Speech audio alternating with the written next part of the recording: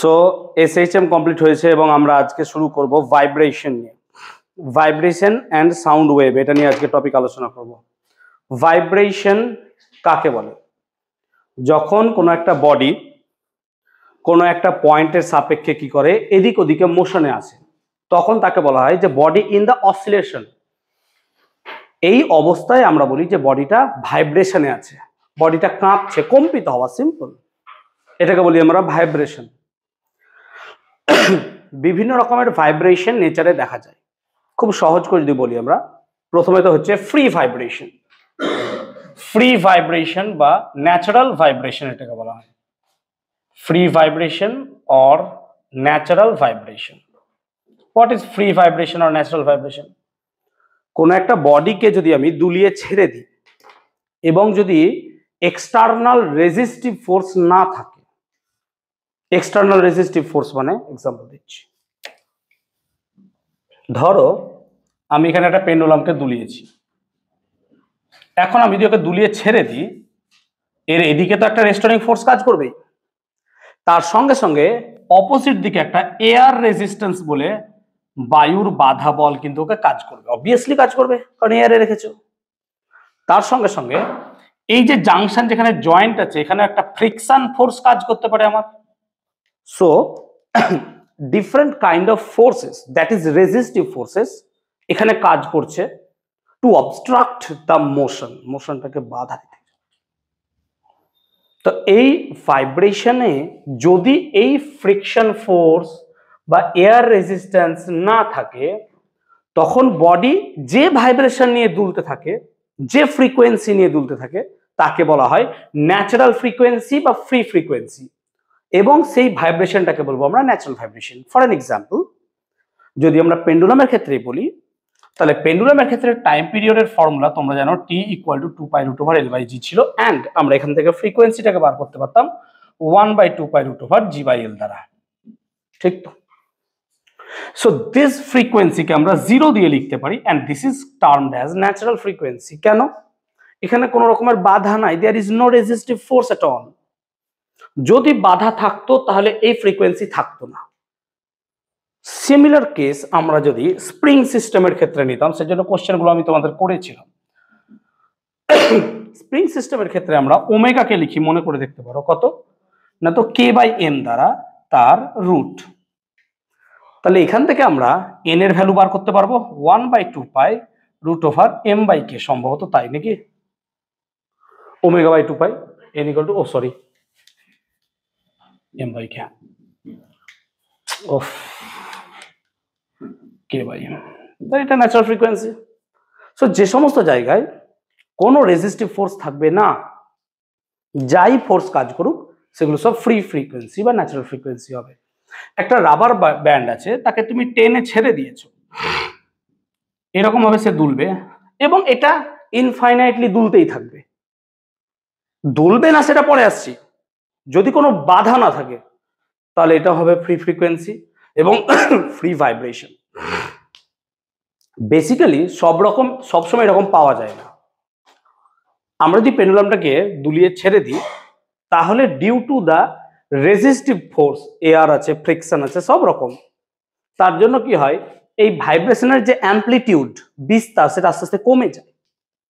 আমি যদি এখানে একটা পেন্ডুলামকে টেনে ছেড়ে দিই, তাহলে দেখবো পেন্ডুলাম যতটা পর্যন্ত টেনে ছেড়েছিলাম, পরেরটা আর অত দূর আসছে না, আস্তে আস্তে কমতে কমতে কমতে কমতে একটা টাইম পর, আফটার অনেকগুলো 100-200 অসিলেশনস, সে থেমে যাবে। তাহলে এখানে রেজিস্টিভ ফোর্স বা এয়ার রেজিস্ট্যান্স কাজ করছে, তার ফলে ভাইব্রেশনটা আর ন্যাচারাল রইল না, there is some opposite force বা অবস্ট্রাক্টিং ফোর্স।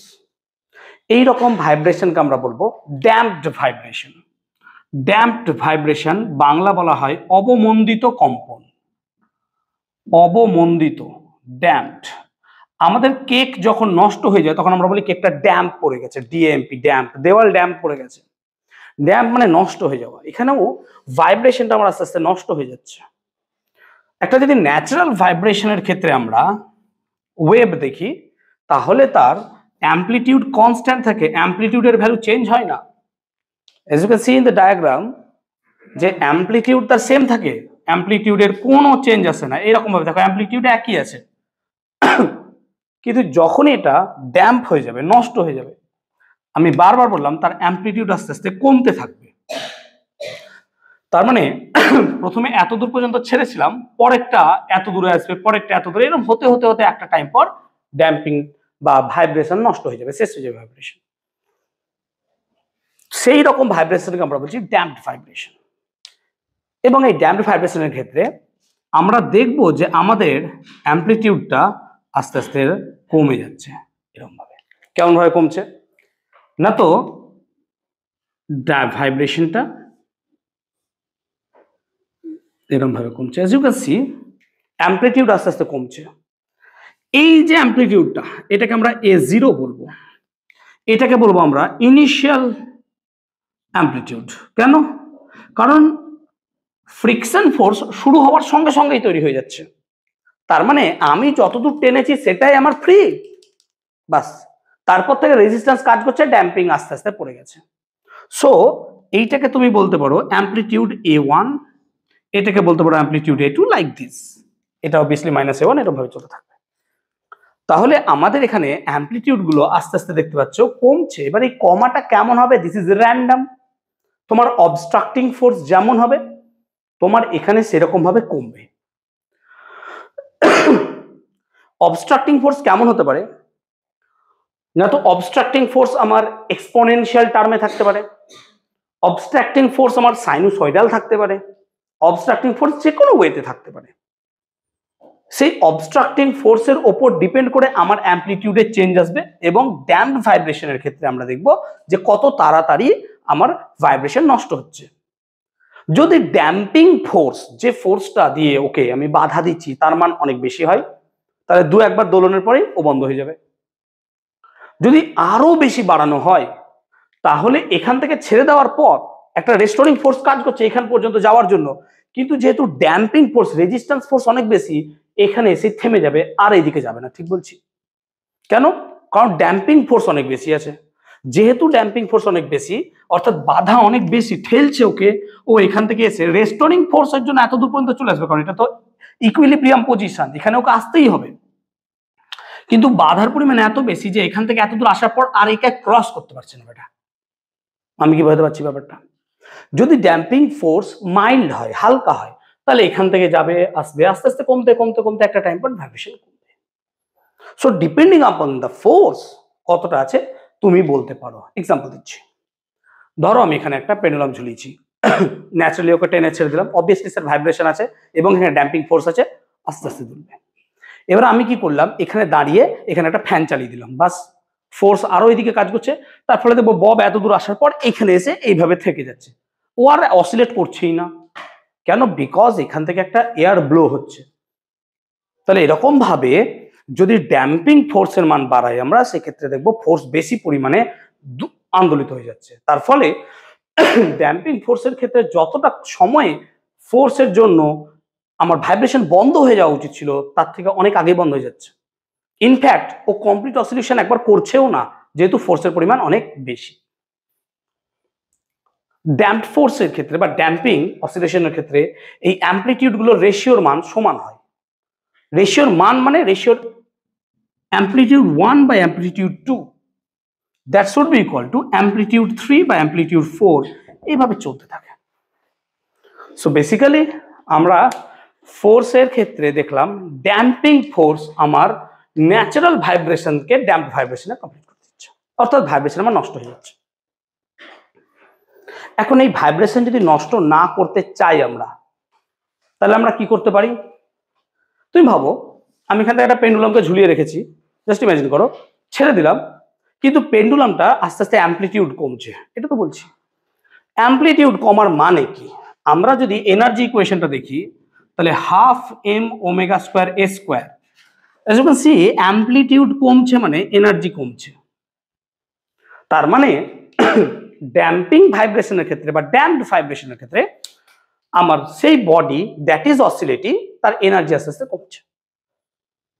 তাহলে আমি যদি সেই এনার্জিটা বাইরে থেকে প্রদান করে দিই, if we give that energy that is losing, যেটা সে নষ্ট করছে বাই দ্য ভাইব্রেশন, ও যতটা এনার্জি লস করছে আমি ততটা এনার্জি ওকে সাপ্লাই করে দিচ্ছি বাইরে থেকে, এক্সটার্নালি। তাহলে তার ভাইব্রেশন কি আর চেঞ্জ হবে, ও অসীম ভাবে দুলতে থাকবে যতক্ষণ ভাবে চলতে থাকবে। এক্সাম্পল দিচ্ছি, ধরো এখান থেকে একটা ভাইব্রেশন দুলছে, খুব ইম্পর্টেন্টলি টপিকগুলো বোঝো। আমি এখান থেকে ওকে টেনে ছেড়ে দিলাম, তাহলে কি হবে, এখান থেকে বডিটা গেল, কিন্তু অত হাইট আর আসবে না। কিন্তু আমি কি করলাম, হাতে একটা এমন কিছু রাখলাম ব্যবস্থা যে এখানে টোকা মেরে দিলাম। কতটা amount of energy, that amount of energy, যতটা এনার্জি ও লস করেছিল। তাহলে এখানে এতটা আসার কথা ছিল, অসিলেশনে আসছে না, কিন্তু যখনই আমি এনার্জি দিয়ে দিয়েছি ও এতটাই আসবে। আবার যাবে, আবার একটা টোকা মারলাম, আবার আসবে, আবার একটা টোকা মারলাম। তাহলে এইভাবে ও কি করছি, একটা একটা করে টোকা মারছি, অর্থাৎ প্রত্যেকবারে ওকে টোকা মারছি। যেমন আমাদের হার্টের ক্ষেত্রে পেসমেকার ইউজ করা হয়। হার্টের ক্ষেত্রে পেসমেকারে কি করা হয়, আমাদের এই জায়গাটা ইলেকট্রিক পালস তৈরি হয় না, এসএ নোড বা কোনো এক জায়গায়, আমি জানি না অতটা বেশি। তাহলে কি করে পেসমেকার ওখানে কি করে, ওই ভাইব্রেশনটা ওকে দেয়, নাকি ভাইব্রেশন দেয় যে তুমি ওরো। আমাদেরও সেম করা হয়, যখন আমাদের হার্ট ব্লক হয় আমাদেরকে আগে প্রথমে সিপিআর দিতে হয় বা বুকে প্রেস করতে হয়। কেন, আমরা যদি হার্টটাকে দু একবার এরকম করে কি বলে পালস করাতে পারি, তাহলে ব্লাড ফ্লো হলে পরে সে ক্লটিং গুলো অনেক সময় বেরিয়ে যায়। তাহলে আমরা এক্সটার্নালি ফোর্স দিয়ে ওকে কি করছি, রিদমে দৌড়াচ্ছি। যেমন আমাদের এখন কি হচ্ছে, 72 বার দুলছে, হার্ট দুলছে, তো ইটস পিরিয়ডিক। তাহলে আমরা এখানেও এক্সটার্নাল ফোর্স দিয়ে ওকে সক্রিয় রাখছি। তাহলে এক্ষেত্রে আমরা যখন এক্সটার্নাল ফোর্স দেব, তখন কিন্তু সে নিজের রিদমে আর দুলবে না। কার রিদমে দুলছে, আমার রিদমে, বিকজ আমি ওকে ফোর্স দিয়ে দোলাচ্ছি। এটাকে বলা হয় ফোর্সড ভাইব্রেশন। ফোর্সড মিনস আমি ওকে ফোর্স করছি যে তুমি এই ভাইব্রেশনে দুলতে থাকো। এটাকে বাংলায় বলা হয় পরবশ কম্পন। সো আমরা ফ্রি ভাইব্রেশন বললাম, damped vibration, now will be talking about forced vibration বা পরবশ কম্পন। Let us take an example. আমি যদি বলি একটা সুর শলাকা নিলাম, সে একটা সুর শলাকা, টিউনিং ফর্ক। এই টিউনিং ফর্ককে নিয়ে আমি যদি এখানে FORK, বাবা উল্টো পাল্টা হয়ে যাবে, খুব বাজে মান। আমি যদি একে এক বাড়ি মারি এখানে, তাহলে এটা কিভাবে দুলবে? কিন্তু ধরো এখানেই দুলছে, টিউনিং ফর্কটা এখানে দুলছে, কিন্তু আমি যদি এখান থেকে কানটাকে দূরে নিয়ে চলে যাই, তাহলে কিন্তু ওই ভাইব্রেশন শুনতে পাবো না, অবভিয়াসলি পাবো না, ন্যাচারাল। আমি যদি টিউনিং ফর্কটাকে দুলিয়ে টেবিলের কাছে হালকা টাচ করিয়ে রাখি, তাহলে কিন্তু অনেক জোরে সাউন্ড শুনতে পাবো। এখানে কি হলো, টিউনিং ফর্কে যখন আমি বাড়ি মারলাম, দ্যাটস ন্যাচারাল ভাইব্রেশন। কিন্তু যখন আমি টেবিলে হালকা টাচ করছি, টেবিল কার ভাইব্রেশনে দুলছে, অফ দ্য টিউনিং ফর্ক। তাহলে ওই টিউনিং ফর্ক যে ভাইব্রেশনে দুলছে, সেম ভাইব্রেশনে টেবিলের পার্টিকেল গুলো দোলার চেষ্টা করছে, এবং সেই কারণে সেম ভাইব্রেশনের জন্য আমি ফ্রিকোয়েন্সি পাচ্ছি। কিন্তু দুটো ঘটনা ঘটবে।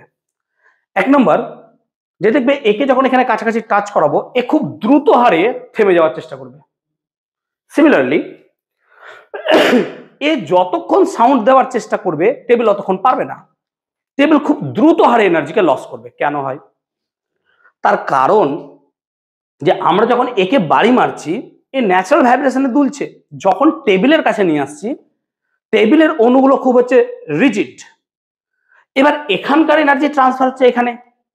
এবার তুমি বুঝতে পারছো যে টেবিলে ভাইব্রেশনটা চারিদিকে এরকম ভাবে ছড়িয়ে যাচ্ছে অন দ্য টেবিল, কিন্তু এখানে ভাইব্রেশন হচ্ছে সাউন্ডটা এয়ারের মাধ্যমে যাচ্ছে। Air is fluid. সো এখানে যতটা পরিমাণ ফোর্স লাগছে এয়ারকে ডিসপ্লেস করতে, এখানে পার্টিকেলকে আরো বেশি ফোর্স লেগে যাচ্ছে। সো এনার্জি লস কিন্তু টেবিলের ক্ষেত্রে বেশি হচ্ছে আমার। সেই জন্য যতক্ষণ এর ভাইব্রেশন কানে আসবে, আমি যদি টেবিলের কাছে রাখি, টেবিলের ভাইব্রেশন একটু হয়ে বন্ধ হয়ে যাবে, কিন্তু সেটা কি হবে, লাউড। হ্যাঁ না বলো, কারণ তার সারফেস এরিয়া বেশি। তাহলে লজিক হচ্ছে যে ফোর্সড ভাইব্রেশন আমরা দেখতে পারি। আর একটা উদাহরণ দিচ্ছি। ধরো আমি এখানে, এটা একটা দড়ি, ধরো একটা দড়ি, আমি এখানে একটা পেন্ডুলামকে ঝুলিয়েছি, সে আমি আরো একটা পেন্ডুলামকে ঝুলিয়েছি। এখন আমি দুটো পেন্ডুলামকে নিয়ে যদি একটা পেন্ডুলামকে দুলিয়ে ছেড়ে দিই, একে দোলাইনি, আমি একে দুলিয়ে ছাড়লাম, তাহলে একে যদি দুলিয়ে ছেড়ে দিই, তাহলে একে দুলিয়ে ছেড়ে দেওয়া মানে এ নিজের ভাইব্রেশনে দুলবে, that is called natural vibration. আমার এখানে কোনো হাত নাই, কোনো রকম কিচ্ছু নাই, আমি একটা দড়ির মধ্যে রেখে দিয়েছি। তাহলে এক্সটার্নালি কিছু ফোর্স দিচ্ছি না, নাথিং। তাহলে ও চেষ্টা করছে ন্যাচারালি ভাইব্রেশনে দুলতে। ন্যাচারাল ভাইব্রেশনেও দুলছে। কিন্তু এই ভাইব্রেশনটা কি সুতোর মধ্য দিয়ে দড়িতে যাবে? অবভিয়াসলি যাবে। এবং দড়িতে যাওয়ার পর এই ভাইব্রেশনই একে দোলানোর চেষ্টা করবে এবং দেখা যাবে প্রথমে এ নিজের ভাইব্রেশনে দুলতে চাইবে, কেন? ফ্রি আছে তো পার্টিকেল। কিন্তু যেহেতু এ দুলছে এবং এর জন্য এ দুলছে, তারপরে দেখো একটা ফার্স্ট কিছুক্ষণ পর এদের দুজনের মোটামুটি দোলন একই হয়ে গেছে। কেন? কারণ এর ফ্রিকোয়েন্সি একে দোলাচ্ছে, কিন্তু দেখো দুটো দৈর্ঘ্য আলাদা। তো দুটো যদি দৈর্ঘ্য আলাদা হয় তাহলে টাইম পিরিয়ডও কিন্তু আলাদা হবে, বিকজ এল এর উপর ডিপেন্ড করছে। তাহলে এর দোলন আর এর দোলন সমান না হলেও ফ্রিকোয়েন্সি সেম থাকবে। আমি কি বোঝাতে পারছি ব্যাপারটা? তার মানে লেন্থ আলাদা বলে দেখো টাইম পিরিয়ড আলাদা হয়ে যাবে। এর ফ্রিকোয়েন্সি একে দোলাচ্ছে কিন্তু টাইম পিরিয়ড আলাদা নিয়ে, হ্যাঁ না না বলো? লজিকটা কেন? লেন্থ আলাদা বলে ও চাইছে ওকে এই ফ্রিকোয়েন্সিতে দোলাতো।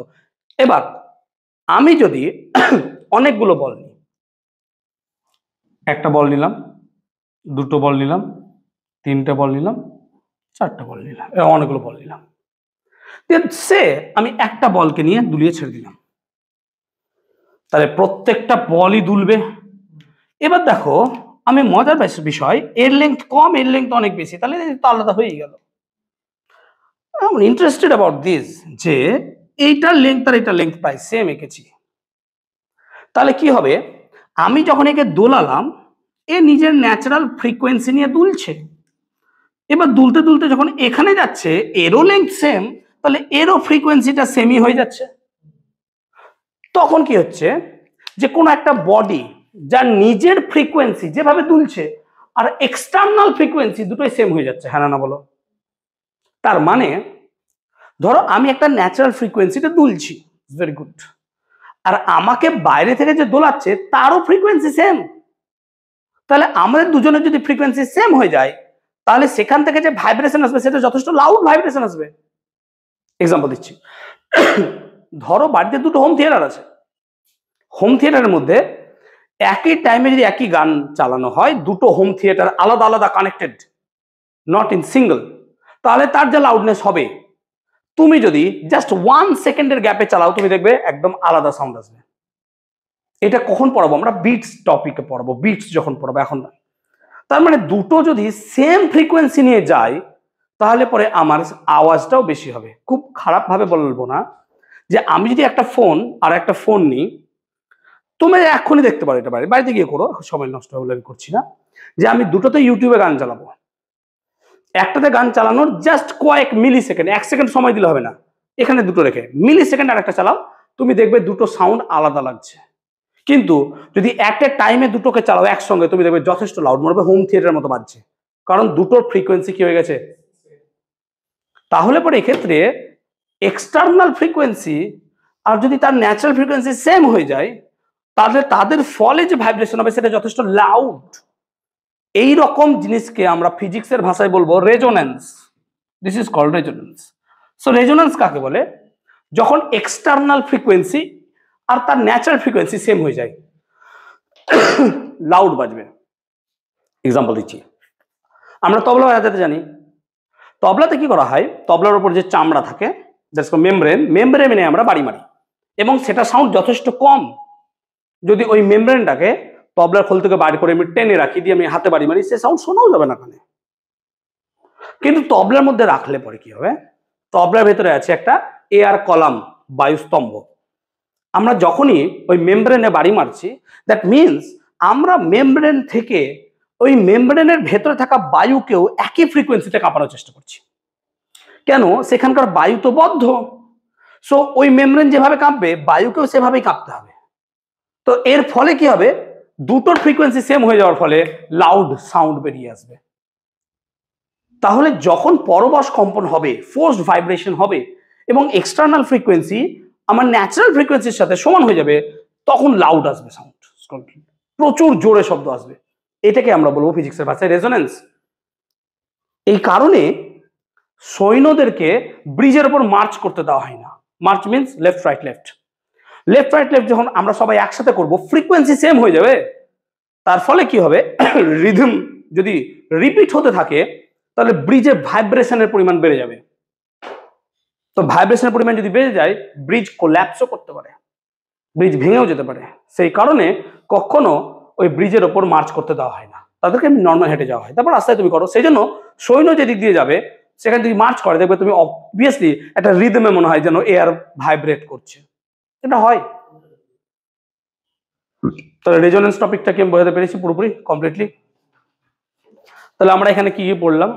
ফ্রি ভাইব্রেশন, ড্যাম্পড ভাইব্রেশন, আর আমরা পড়লাম ফোর্স ভাইব্রেশন এবং ফোর্স ভাইব্রেশনের ক্ষেত্রে রেজোনেন্স পড়লাম। এবার আমরা পড়ব যে সুরযুক্ত শব্দ। সুরযুক্ত শব্দ কাকে বলে? না তো যে শব্দ শুনতে ভালো লাগে তাদেরকে বলা হয় সুরযুক্ত শব্দ, আর যে শব্দ শুনতে ভালো লাগে না সুর বর্জিত শব্দ। সুরযুক্ত শব্দের বিশেষ তিনটি বৈশিষ্ট্য আছে। একটা হচ্ছে প্রাবল্য, ইন্টেন্সিটি, একটা হচ্ছে তোমার তীক্ষ্ণতা, পিচ, আর একটা হচ্ছে গুণ বা জাতি। তাহলে আমরা যদি এই সুরযুক্ত শব্দ দেখি, সুরযুক্ত শব্দ যেটা আমাদের কানে ভালো লাগে। এখন সুরযুক্ত শব্দের প্রথম বৈশিষ্ট্যটাকে আমরা যদি বলি, তাই না, সেটা হচ্ছে তীব্রতা, লাউডনেস, প্রাবল্য, লাউডনেস। লাউডনেস মিন্স তুমি শব্দ কত জোরে বলছো, এটাকে বলা হয় লাউডনেস। এই লাউডনেসটাকে আমরা ইন্টেন্সিটি দিয়ে মাপি। তোমার ইন্টেন্সিটি বেশি মানে তোমার লাউডনেস বেশি।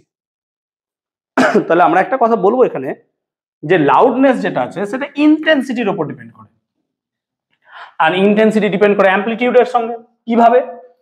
না তো ইন্টেন্সিটি ইজ স্কোয়ারের সাথে প্রপোর্শনাল অফ দ্য অ্যামপ্লিটিউড। তার মানে ইন্টেন্সিটি যদি আই হয়, I is proportional two A square. Amplitude বাড়বে তো তোমার ইন্টেন্সিটি বাড়বে। দ্যাট মিনস আমি এখানে যে সুরশলাকা নিয়েছি, আমি যদি ছোট সুরশলাকা নিই, দুটোর মধ্যে বিস্তর পার্থক্য আছে। এর শব্দের ইন্টেন্সিটি অনেক বেশি হবে এর থেকে। কেন? এর অ্যামপ্লিটিউড কম, এর অ্যামপ্লিটিউড বেশি। সেজন্য বাবা মার যখন ঝগড়া হয় দেখবে বাবার গলা বুকে এসে লাগে, ভয় লাগে, কারণ বাবার গলার সাউন্ডের লাউডনেস বেশি, তীব্রতা অনেক বেশি। হ্যাঁ, মিথ্যা কথা নয়, এটা ট্রু। যে বাবার গলা বুকে এসে লাগে, ভয় লাগে যে এই বোধহয় কোনো কিছু একটা হয়ে গেল, কারণ বাবা জোরে চিল্লাতে পারে, জোরে। We are talking about loudness. আমি কত জোরে কথা বলতে পারবো, এইটা লাউডনেস। আমি তখন সফট স্পোকেন, মানে সফট কথা বলছি, লাউড। তাহলে loudness of sound depends on the intensity, and intensity depends on the amplitude. Amplitude বাড়বে স্কোয়ার আকারে, তোমার ইন্টেন্সিটি বাড়বে। লাউডনেস তুমি যেখান থেকে শব্দ হচ্ছে সোর্স থেকে কত দূরে আছে তার উপর ডিপেন্ড করছে। যেমন তুমি যতটা লাউড আমার শব্দ পাচ্ছ, ও পাবে না, ও অনেক কম পাবে লাউড। ডিস্টেন্স ম্যাটার করছে, ডিপেন্ড করছে কোন মিডিয়ামে আছি আমি। আমি এই মিডিয়ামে শব্দ যতটা লাউড, জলের ভিতরে চিল্লালে অত লাউড হবেই না, নাও হতে পারে, হতেও পারে। আমি ডিপেন্ড করছে কোন মিডিয়ামের উপর আছো। তাহলে it is all about intensity and loudness. Loudness বা তীব্রতা ইন্টেন্সিটিকে আমরা একটা এককে মাপি, বিজ্ঞানী গ্রাহাম বেলের নাম অনুসারে বেল, অথবা আমরা ডেসিবেল ইউনিটে তাকে মাপি, বেল অথবা ডেসিবেল। এখন আমরা যদি এই লাউডনেসটাকে দেখি, তাহলে এই লাউডনেসের ক্যালকুলেশন করে ভ্যালু দেখা গেছে যে লাউডনেস ইকুয়াল টু, ফর্মুলাটা লিখে রাখবো, লাউডনেস ইকুয়াল টু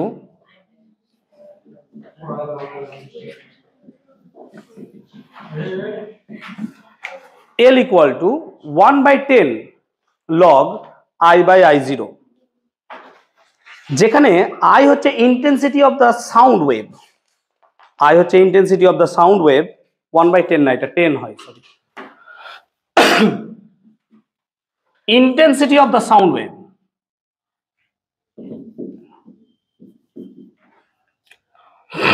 আর I0টা কি? মিনিমাম সাউন্ড, যেটা হচ্ছে আমরা শুনতে পারবো, মিনিমাম সাউন্ড অডিবল। এই I0 এর একটা ভ্যালু আছে, আমার এগুলো মনে থাকে না, তাই আমি লিখে দিচ্ছি এখান থেকে। I0 এর ভ্যালুটা কত? 10⁻⁻12 ওয়াট পার মিটার স্কোয়ার। এটা হচ্ছে I0 এর ভ্যালু হয়। যে মিনিমাম এতটা 10⁻⁻12 watt per metre square energy আমরা এখান থেকে শুনতে পাই ইন্টেন্সড ওয়েভ। Bel decibel. এরপর আমরা পড়ব পিচ। পিচ মানে হচ্ছে তীব্রতা বা সরি তীক্ষ্ণতা। ওই যে বাবা মার ঝগড়া যদি হয়, এক্ষুনি বললাম যে বাবার কথাটা বুকে এসে লাগে, মায়ের কথা কানে এসে লাগে। যে মাকে আমরা একটা কথা বলি যে বেশি খ্যাঁক খ্যাঁক করো না, ওই আমরা এই কথাই বলি যে তুমি ওইখানে ঝগড়া করছো, তার সাউন্ড এত দূর পর্যন্ত আসছে। সেটা ন্যাচারালি যে মেয়েদের গলার টোন হাই হয়, পিচ এটাকে বলি। সব মেয়ের ক্ষেত্রে হয় না, ঐশীকে বললে পরে আবার কেমন জানি হবে, শুনতে লাগবে, ওর গলা আবার খুব বসা। ন্যাচারালি মেয়েদের গলার কি হয়, পিচ ফ্রিকোয়েন্সি বেশি হয়। আমি যে ফ্রিকোয়েন্সিতে কথা বলছি, ম্যাক্সিমাম মেয়ে তার থেকে বেশি ফ্রিকোয়েন্সিতে কথা বলবে। তো ফ্রিকোয়েন্সি হাই হওয়ার ফলে আমাদের যখনই কোনো ফ্রিকোয়েন্সি হাই আসে, সেটা আমাদের কানে আগে বেশি লাগে। তীক্ষ্ণ শব্দ আমরা কানে সহ্য করতে পারি না। সো হাই ফ্রিকোয়েন্সি হওয়ার জন্য তার পিচ হাই, ফ্রিকোয়েন্সি লো হলে তার পিচ লো। এটাকে আমরা গানের ক্ষেত্রে বলি চড়া সুর, খাদ সুর। খাদ মানে নিচে। তো pitch means frequency. Actually frequency তোমার হাই মানে পিচ তোমার হাই, ফ্রিকোয়েন্সি কম মানে পিচ কম। আমরা যদি গান শুনি, দেখবো অনেক সিঙ্গার আছে যারা লো পিচে গান করতে পছন্দ করে, সেগুলো আমরা শুনতে ভালোও লাগে। আবার অনেক সিঙ্গার আছে যারা হাই পিচে গান করে, তাদের গান শোনা খুব মুশকিল হয়ে যায়, কারণ কানে এসে অনেক সময় লাগে। তো ওয়ান অফ দ্য হচ্ছে রাহাত ফাতে আলি খান। দেখবে তার গানের গলা শুরু হয় যেখান থেকে, অন্যরা শেষ করে দেয় ওখানে, ও শুরু করে ওখান থেকে। তাহলে কানে কি হয়, তীক্ষ্ণ শব্দ লাগে। আবার অনেক সময় গান ভালোও লাগে, সেটা আলাদা কথা, ডিপেন্ড করছে। আমি রাহাত ফাতে আলি খান খুব বড় ফ্যান, অতবি নাই। সো তার ফ্রিকোয়েন্সি অনেক লেভেল হাই, সেই কারণে আমাদের সেই কানে লাগে। আমরা দেখবো যখনই ট্রেন যাই, দেখবো মহিলাদের কামরা থেকে সবচেয়ে বেশি আওয়াজ আসে, পুরুষদের কামরা থেকে আওয়াজ নাই। অথচ পুরুষ প্রচুর পরিমাণে ঝগড়া করতে পারে। ইউ ক্যান নেভার ইমাজিন যে কত ঝগড়া করতে পারে। পুরুষদের কামরায় ঝগড়া হলে যে কি ঝগড়া হয় আনলিমিটেড, কিন্তু বদনাম সেই মেয়েরাই হয়। কারণ কি, কানে আওয়াজ মেয়েদের আগে বেশি আসে, ফ্রিকোয়েন্সি হাই না, চলে আসবে। ঠিক আছে, ফ্রিকোয়েন্সি হাই। কেন, আমি ট্রেনে যাতায়াত করি না যে আমি জানবো না? তুই একদিন যাবি, তুই দেখবি মেয়েদের কামরা থেকে আওয়াজ আসবে, কাই কুই কুই কাই কুই চলছেই। এবার হচ্ছে গুণ বা জাতি। যে অনেকগুলো মিউজিক্যাল ইনস্ট্রুমেন্ট থেকে আমি ঠিক বুঝতে পারবো যে এটা গিটারের সাউন্ড, আমি বুঝতে পারবো এটা হচ্ছে ভায়োলিনের সাউন্ড, এটা হারমোনিয়াম, এটা পিয়ানো। এই যে বিশেষ ইনস্ট্রুমেন্টের বৈশিষ্ট্য, এটাকে বলি গুণ বা জাতি। যেমন ধরো, অনেক ভিড়ের মাঝে আমি ঐশীর গলাটা ঠিক চিনতে পারবো যে এটা ঐশীর গলা। আমি ডিম্পির গলাটাকেও চিনতে পারবো ডিম্পির গলা, কারণ এদের গলাটা নিজস্ব টেক্সচার আছে, প্রত্যেকের গলার একটা টেক্সচার আছে। সেই জন্য আমরা যখন সিনেমা দেখি, গলা শুনে বুঝে নেবো যে ও আচ্ছা এই অভিনেতা কথা বলছে। কেন, তাদের টেক্সচার আলাদা। সিমিলারলি কোনো মিউজিক্যাল কনসার্টে যখন একাধিক ইনস্ট্রুমেন্ট থাকবে, প্রত্যেক ইনস্ট্রুমেন্টের আলাদা আলাদা বৈশিষ্ট্য আছে, তাদের আলাদা আলাদা ওয়েভ ফর্ম আছে, সেই কারণে আমরা তাদেরকে আলাদা আলাদাভাবে বুঝতে পারি। এরপর হচ্ছে আমাদের musical scale. What is musical scale? সারেগামা পাধানিসা, এইটাকে বলি আমরা কি মিউজিক্যাল স্কেল। বলা হয় 7টা সুর, যদিও বা 12টা অ্যাকচুয়ালি। সুরে মোটামুটি সবকিছুই বাঁধা, সব গান যেগুলো আমরা করি। এই সারেগামা পাধানিসার এই সা হচ্ছে সবচেয়ে লো, এই সা হাই, আবার এই সা লো, এই সা হাই, এরকম ভাবে চলতে থাকে। পিচ চেঞ্জ হয়ে যায় যদি আমার গলা খারাপ, যেমন এই সাটা উচ্চারণ হবে সা, এই সাটা হচ্ছে সা, এরকম টাইপের ডিফারেন্স আছে। যেমন এরকম এখানে আমরা যখন রেয়াজ করে, তখন তবে এইভাবে রেয়াজ করা হয়, সা রে গা মা পা ধা নি সা, লাইক দিস, সা টু সা। এই সা টু সা যখন আমরা যাই, তখন ফ্রিকোয়েন্সি অবভিয়াসলি তুমি দেখতে পাচ্ছ আমার হাই এর দিকে যাচ্ছে। সো আমরা যদি কোনো একটা জায়গায় অনেক রকম ফ্রিকোয়েন্সি দেখি, সে 100 hertz, 200 hertz, 312 hertz, 400 hertz, 300 hertz, এরকম টাইপের। এই ফ্রিকোয়েন্সিগুলোর মধ্যে সব থেকে কম ফ্রিকোয়েন্সি যেটা, সেটাকে বলা হয় ফান্ডামেন্টাল টোন, মূল সুর। This is called fundamental tone, মূল সুর। বাকি সবগুলোকে বলা হয় overtone. Overtone, overtone মানে উপসুর। তাহলে সবচেয়ে কম মূল সুর, বাকি সবগুলো হচ্ছে উপসুর। এই উপসুরগুলোর মধ্যে যেগুলো গুণিতক, দেখো 100-র এটা হচ্ছে 2 গুণ, এটা হচ্ছে 3 গুণ, এটা 4 গুণ, এগুলোকে বাংলায় বলা হয় সমবেল, ইংলিশে বলা হয় harmonics. This are called harmonics. Harmonics, সমমেল। এবং যেটা মূল সুরের দ্বিগুণ সেটাকে বলা হয় অক্টেভ বা অষ্টক। যেমন এই সা টু সা, এটা হচ্ছে octave.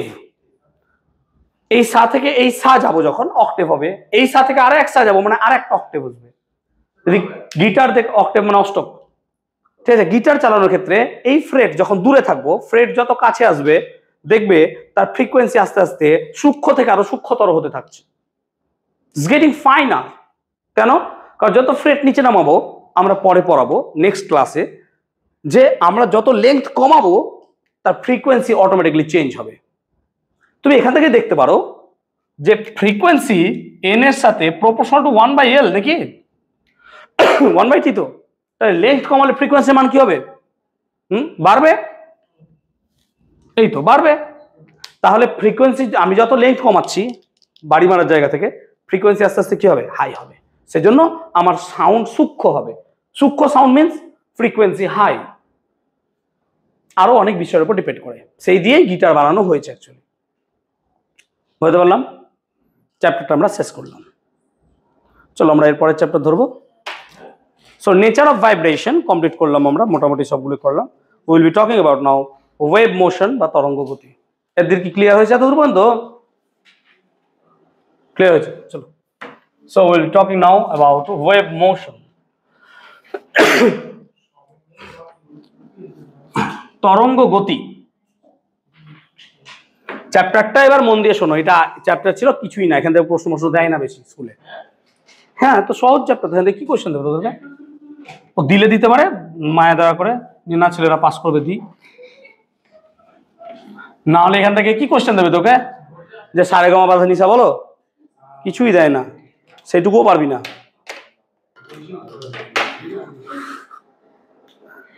So we'll be talking about now wave motion. ভীষণ ইম্পর্টেন্ট টপিক চ্যাপ্টার, তরঙ্গ গতি, ওয়েভ মোশন।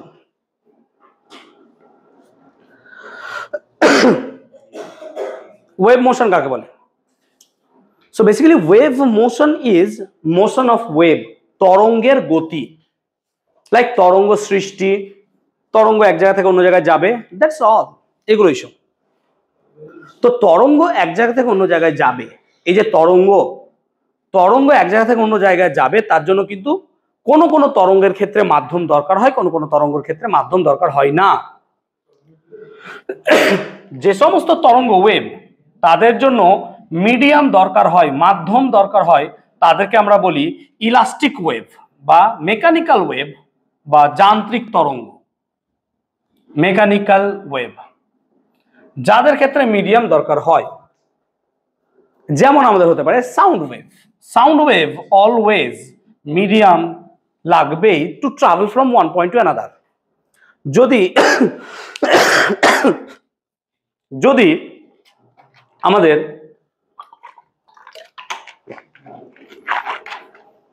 স্পেসে কোনো আওয়াজ হয়, স্পেস, তাহলে সেই সাউন্ড আমরা কোনোদিন শুনতে পাবো না। কেন?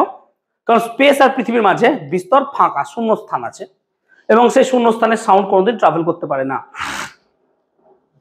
তাহলে পরে মেকানিক্যাল ওয়েভের ক্ষেত্রে মিডিয়াম দরকার হয়। মিডিয়াম কি রকম হয়? মিডিয়াম 3 রকম হবে: solid medium, liquid medium and gaseous medium. Solid মিডিয়ামে ম্যাক্সিমাম ভেলোসিটি থাকে যে কোনো একটা মেকানিক্যাল ওয়েভের, সলিড। লিকুইডে একটু কম, আর গ্যাসে সব থেকে কম। যেমন আমি যদি একটু উদাহরণ নিই, গ্যাসের শব্দের বেগ 320 মিটার পার সেকেন্ড, হয় যেখানে প্রায় 1150 মিটার পার সেকেন্ড, প্রায় 5 গুণের কাছাকাছি, 5 গুণ বা 4 গুণ। তাহলে আমরা এখানে দেখতে পাচ্ছি যে সলিড স্টেটের মধ্য দিয়ে মেকানিক্যাল ওয়েভ সবচেয়ে বেশি যায়। কেন যায় সলিডের মধ্য দিয়ে? কারণ দেখো, ওয়েভ যখন মিডিয়ামের মধ্য দিয়ে যাবে, মিডিয়াম থেকে সাউন্ড বা এনার্জিকে এক জায়গা থেকে অন্য জায়গায় নিয়ে যাবে। এখন সলিডের মধ্যে মিডিয়ামের যে পার্টিকেলস, এগুলো তো কাছাকাছি আছে, সো পার্টিকেলকে বা এনার্জিকে এক জায়গা থেকে অন্য জায়গায় যেতে বেশি কষ্ট করতে হবে না। সেই জন্য সলিডের মধ্য দিয়ে খুব তাড়াতাড়ি পালিয়ে যেতে পারে, যেটা গ্যাস বা লিকুইডে হবে না। গ্যাসের ক্ষেত্রে পার্টিকেলগুলো দূরে দূরে আছে, এক পার্টিকেল অন্য পার্টিকেল এরকম ভাবে নিয়ে যায়, যদিও বা অসিলেশনের মাধ্যমেই। এমন নয় যে এখানকার গ্যাস ওইখানে পালিয়ে যাচ্ছে, ওরকম হয় না, পরে বোঝাচ্ছি আমরা। তাহলে এটা হলো মেকানিক্যাল ওয়েভ। আর একটা ওয়েভ আছে যাদের কোনো রকম মিডিয়াম দরকার পড়ে না, that is called electromagnetic wave, EM wave. তাদের মিডিয়ামের কোনো দরকারই নাই। যেমন লাইট, সূর্য থেকে পৃথিবীতে আলো আসছে উইদাউট ডিস্টার্বিং এনি মিডিয়া। যেমন বায়ু আছে, কিন্তু বায়ুকে সে ডিস্টার্বই করছে না, তেমনি সূর্য আর পৃথিবীর মাঝে গ্যাপ আছে, শূন্য স্থান, সেই ভয়েড স্থানের মধ্যে দিয়েও কি হচ্ছে, লাইট চলে আসছে। সো যেগুলো ইলেকট্রোম্যাগনেটিক ওয়েভ, লাইট হতে পারে, রেডিও হতে পারে, হিট হতে পারে, এগুলো সবই কিন্তু obviously electromagnetic wave. Electromagnetic wave generate করে দুটো টার্ম দিয়ে, একটা হচ্ছে ইলেকট্রিক ফিল্ড আর একটা হচ্ছে ম্যাগনেটিক ফিল্ড। ক্লাস 12-এ পড়াবো। ইলেকট্রিক ফিল্ড আর ম্যাগনেটিক ফিল্ড দুটো পারপেন্ডিকুলারলি যখন একে অপরের উপর এসে পড়ে, তখন সেখানের তাদের দুটোর সাথে পারপেন্ডিকুলার ওয়েতে আমাদের নতুন একটা ওয়েভ জেনারেট হয়। লাইক ইলেকট্রিক ফিল্ড ধরো এই ওয়েভের কর্ণা বরাবর যাচ্ছে, ম্যাগনেটিক ফিল্ড ওই দিক দিয়ে যাচ্ছে, তাহলে আমার ইলেকট্রোম্যাগনেটিক ওয়েভ ওই দিক দিয়ে জেড অ্যাক্সিস বরাবর তৈরি হবে, যেখানে এক্স আর ওয়াই হচ্ছে electric field and magnetic field. পরে বোঝাবো আমি 12-এ। তাহলে এই দুটো ওয়েভ সম্বন্ধে আমরা বুঝলাম। Will be talking about now wave propagation. Wave এক জায়গা থেকে অন্য জায়গায় যায় কিভাবে? না তো ওয়েভ অ্যাকচুয়ালি দু রকম ওয়েতে এক জায়গা থেকে অন্য জায়গায় যায়, এবং তার নাম অনুসারে ওয়েভকে দুভাগে ভাগ করা হয়েছে। একটাকে বলবো আমরা অনুদৈর্ঘ্য তরঙ্গ বা লংগিটিউডিনাল ওয়েভ, আর একটাকে বলবো আমরা ট্রান্সভার্স ওয়েভ বা তির্যক তরঙ্গ। So will be talking about now longitudinal wave বা অনুদৈর্ঘ্য তরঙ্গ। অনুদৈর্ঘ্য তরঙ্গ যদি আমরা আলোচনা করতে চাই, তার আগে আমরা যদি মোশন অফ একটা কেঁচো দেখি, কেঁচোর গতি, কেঁচোর গতিতে কি হয়, কেঁচো অনেকগুলো ছোট ছোট খণ্ড নিয়ে তৈরি, অঙ্গুরিমাল প্রাণী বলা হয় এদেরকে। এবং এই খণ্ডগুলো এমন হয় যে কেঁচো কখনো কখনো খণ্ডগুলো কাছাকাছি চলে আসে, কখনো কখনো খণ্ডগুলো দূরে পালিয়ে যায়। তার মানে এইভাবে স্কুইজ আবার এক্সপ্যানশন, তাহলে কন্ট্রাকশন এক্সপানশন, কন্ট্রাকশন এক্সপানশন, এইভাবেই কেঁচো সামনের দিকে এগিয়ে যায় উইথ দ্য হেল্প অফ সিটা বা সিটি, সিটি তো তাদের নাকি গমনাঙ্গ, এর মাধ্যমে যায়। তাহলে আমরা এইভাবে বলতে পারি যে কেঁচোর এই গঠনের মধ্যে কোনো কোনো অংশ খুব কাছাকাছি চলে আসে, আবার কোনো কোনো অংশ দূরে দূরে পালিয়ে যায়, আবার কাছাকাছি আসে, আবার দূরে দূরে পালিয়ে যায়। সো এই কাছে আসছে দূরে পালাচ্ছে, কাছে আসছে দূরে পালাচ্ছে। আমি কথা মানে বলছি, এটাকে অনেকটা স্প্রিং এর মতো ভাবতে পারো। স্প্রিংকে যখন এমনি করে টেনে ছেড়ে দেওয়া হয়, স্প্রিং এর কোনো কোনো জায়গা খুব কাছাকাছি চলে আসে, আবার কোনো কোনো জায়গা দূরে যায়, আবার কোনো কোনো জায়গা কাছে চলে আসে, আবার কোনো কোনো জায়গা দূরে যায়। এইভাবে স্প্রিং এর মোশনটাকে দেখা যায়। তাহলে এখানে কি হচ্ছে দেখো, মিডিয়ামের পার্টিকেল, এগুলো মিডিয়ামের পার্টিকেল, ওয়েভ তো এর মধ্যে দিয়ে যাচ্ছে, হ্যাঁ না বলো, ওয়েভ তো সোজা বেরোচ্ছে। এই যে মিডিয়ামের পার্টিকেল গুলো আছে, এই যে আংটির মতো অংশগুলো, এগুলো দেখো একবার ছোট হচ্ছে একবার বড় হচ্ছে, সংকুচিত প্রসারিত, কন্ট্রাকশন হচ্ছে এক্সপানশন হচ্ছে। তাহলে এই কন্ট্রাকশন এক্সপানশন হচ্ছে কোন ডিরেকশনে? Along the direction of the wave propagation. Wave যেদিকে যাচ্ছে আমার পার্টিকেলগুলো এইভাবেই কাঁপছে, ইয়েস অর নো? এইভাবে, ঠিক বলছি তো? তার মানে পার্টিকেলগুলো ঠিক এইভাবে কাঁপতে কাঁপতে যাচ্ছে, আর ওয়েভটাও সোজা বেরোচ্ছে। এভাবে ভাবতে পারো, আমি যে কথাগুলো বলছি, এই কথাগুলো বলার মানে এখানে একটা থার্স্ট, বল প্রয়োগ করছি কোথায়? সাউন্ডের মধ্যে, ইয়েস অর নো? এই সাউন্ডে যদি অনেকগুলো লেয়ার থাকে, আমরা যখন কথা বলছি হ্যালো, এই হ্যালোর জন্য যে ফোর্স হয়, সেই ফোর্সটা আমরা গলা থেকে বাইরে মারলাম, তার ফলে কি হলো, এখানকার পার্টিকেল গুলো ধাক্কা মারলো, কিন্তু ধাক্কা মারার পর কি পালিয়ে যাবে না, এ ধাক্কা মারার পর আবার ফেরত আসবে, ভাইব্রেশন তো। তাহলে ধাক্কা মারার পর আবার কি হলো, ফেরত এলো, তাহলে এ কি করলো, আবার ধাক্কা মারলো, আবার ফিরে এলো। তার মানে এও কি করছে, কন্টিনিউয়াসলি আমি কথা বলছি, কন্টিনিউয়াসলি এরম এরম হচ্ছে, তাহলে এখানকার পার্টিকেল কন্টিনিউয়াসলি এরম এরম হচ্ছে। তাহলে এরকম ভাবে কন্টিনিউয়াসলি পার্টিকেল গুলো এরকম হতে হতে হতে হতে হতে সাউন্ডকে সামনের দিকে নিয়ে যাচ্ছে। তাহলে সাউন্ড কোন দিকে যাচ্ছে? সোজা, যেটাকে আমরা বলছি লঙ্গিটুডিনাল ওয়েভ। আর আমার পার্টিকেল গুলো কিন্তু একই দিকে কাঁপছে, ইয়েস অর নো? তাহলে পার্টিকেলের মোশনের দিক আর ওয়েভ যেদিকে যাচ্ছে সেই দিক কি সেম, বা তাদের মধ্যে অ্যাঙ্গেল 0 ডিগ্রি, বা তারা প্যারালাল? তাহলে এইরকম ভাবে যখন ওয়েভ যাবে তখন তাকে আমরা বলবো লঙ্গিটুডিনাল ওয়েভ। জাস্ট স্প্রিং এর ক্ষেত্রেও তাই হচ্ছে। আমি কি বলতে পারলাম কথাটা? আমরা ধরো একটা সুরশলাকাকে বাড়ি মারলাম, সুরশলাকা কি করছে? এখানকার বায়ুতে আঘাত করছে, ইয়েস অর নো? বায়ু আছে। এবার যখন এখানে ধাক্কা মারলো তখন এখানকার বায়ুগুলো কন্ট্রাক্ট হলো, হ্যাঁ না বল? তো তার পরের অংশগুলো কি হবে? দূরে দূরে পালিয়ে যাবে, হ্যাঁ না বল? আবার কি হবে? পরেরটা কাছাকাছি চলে আসবে, আবার দূরে পালাবে, আবার কাছে আসবে।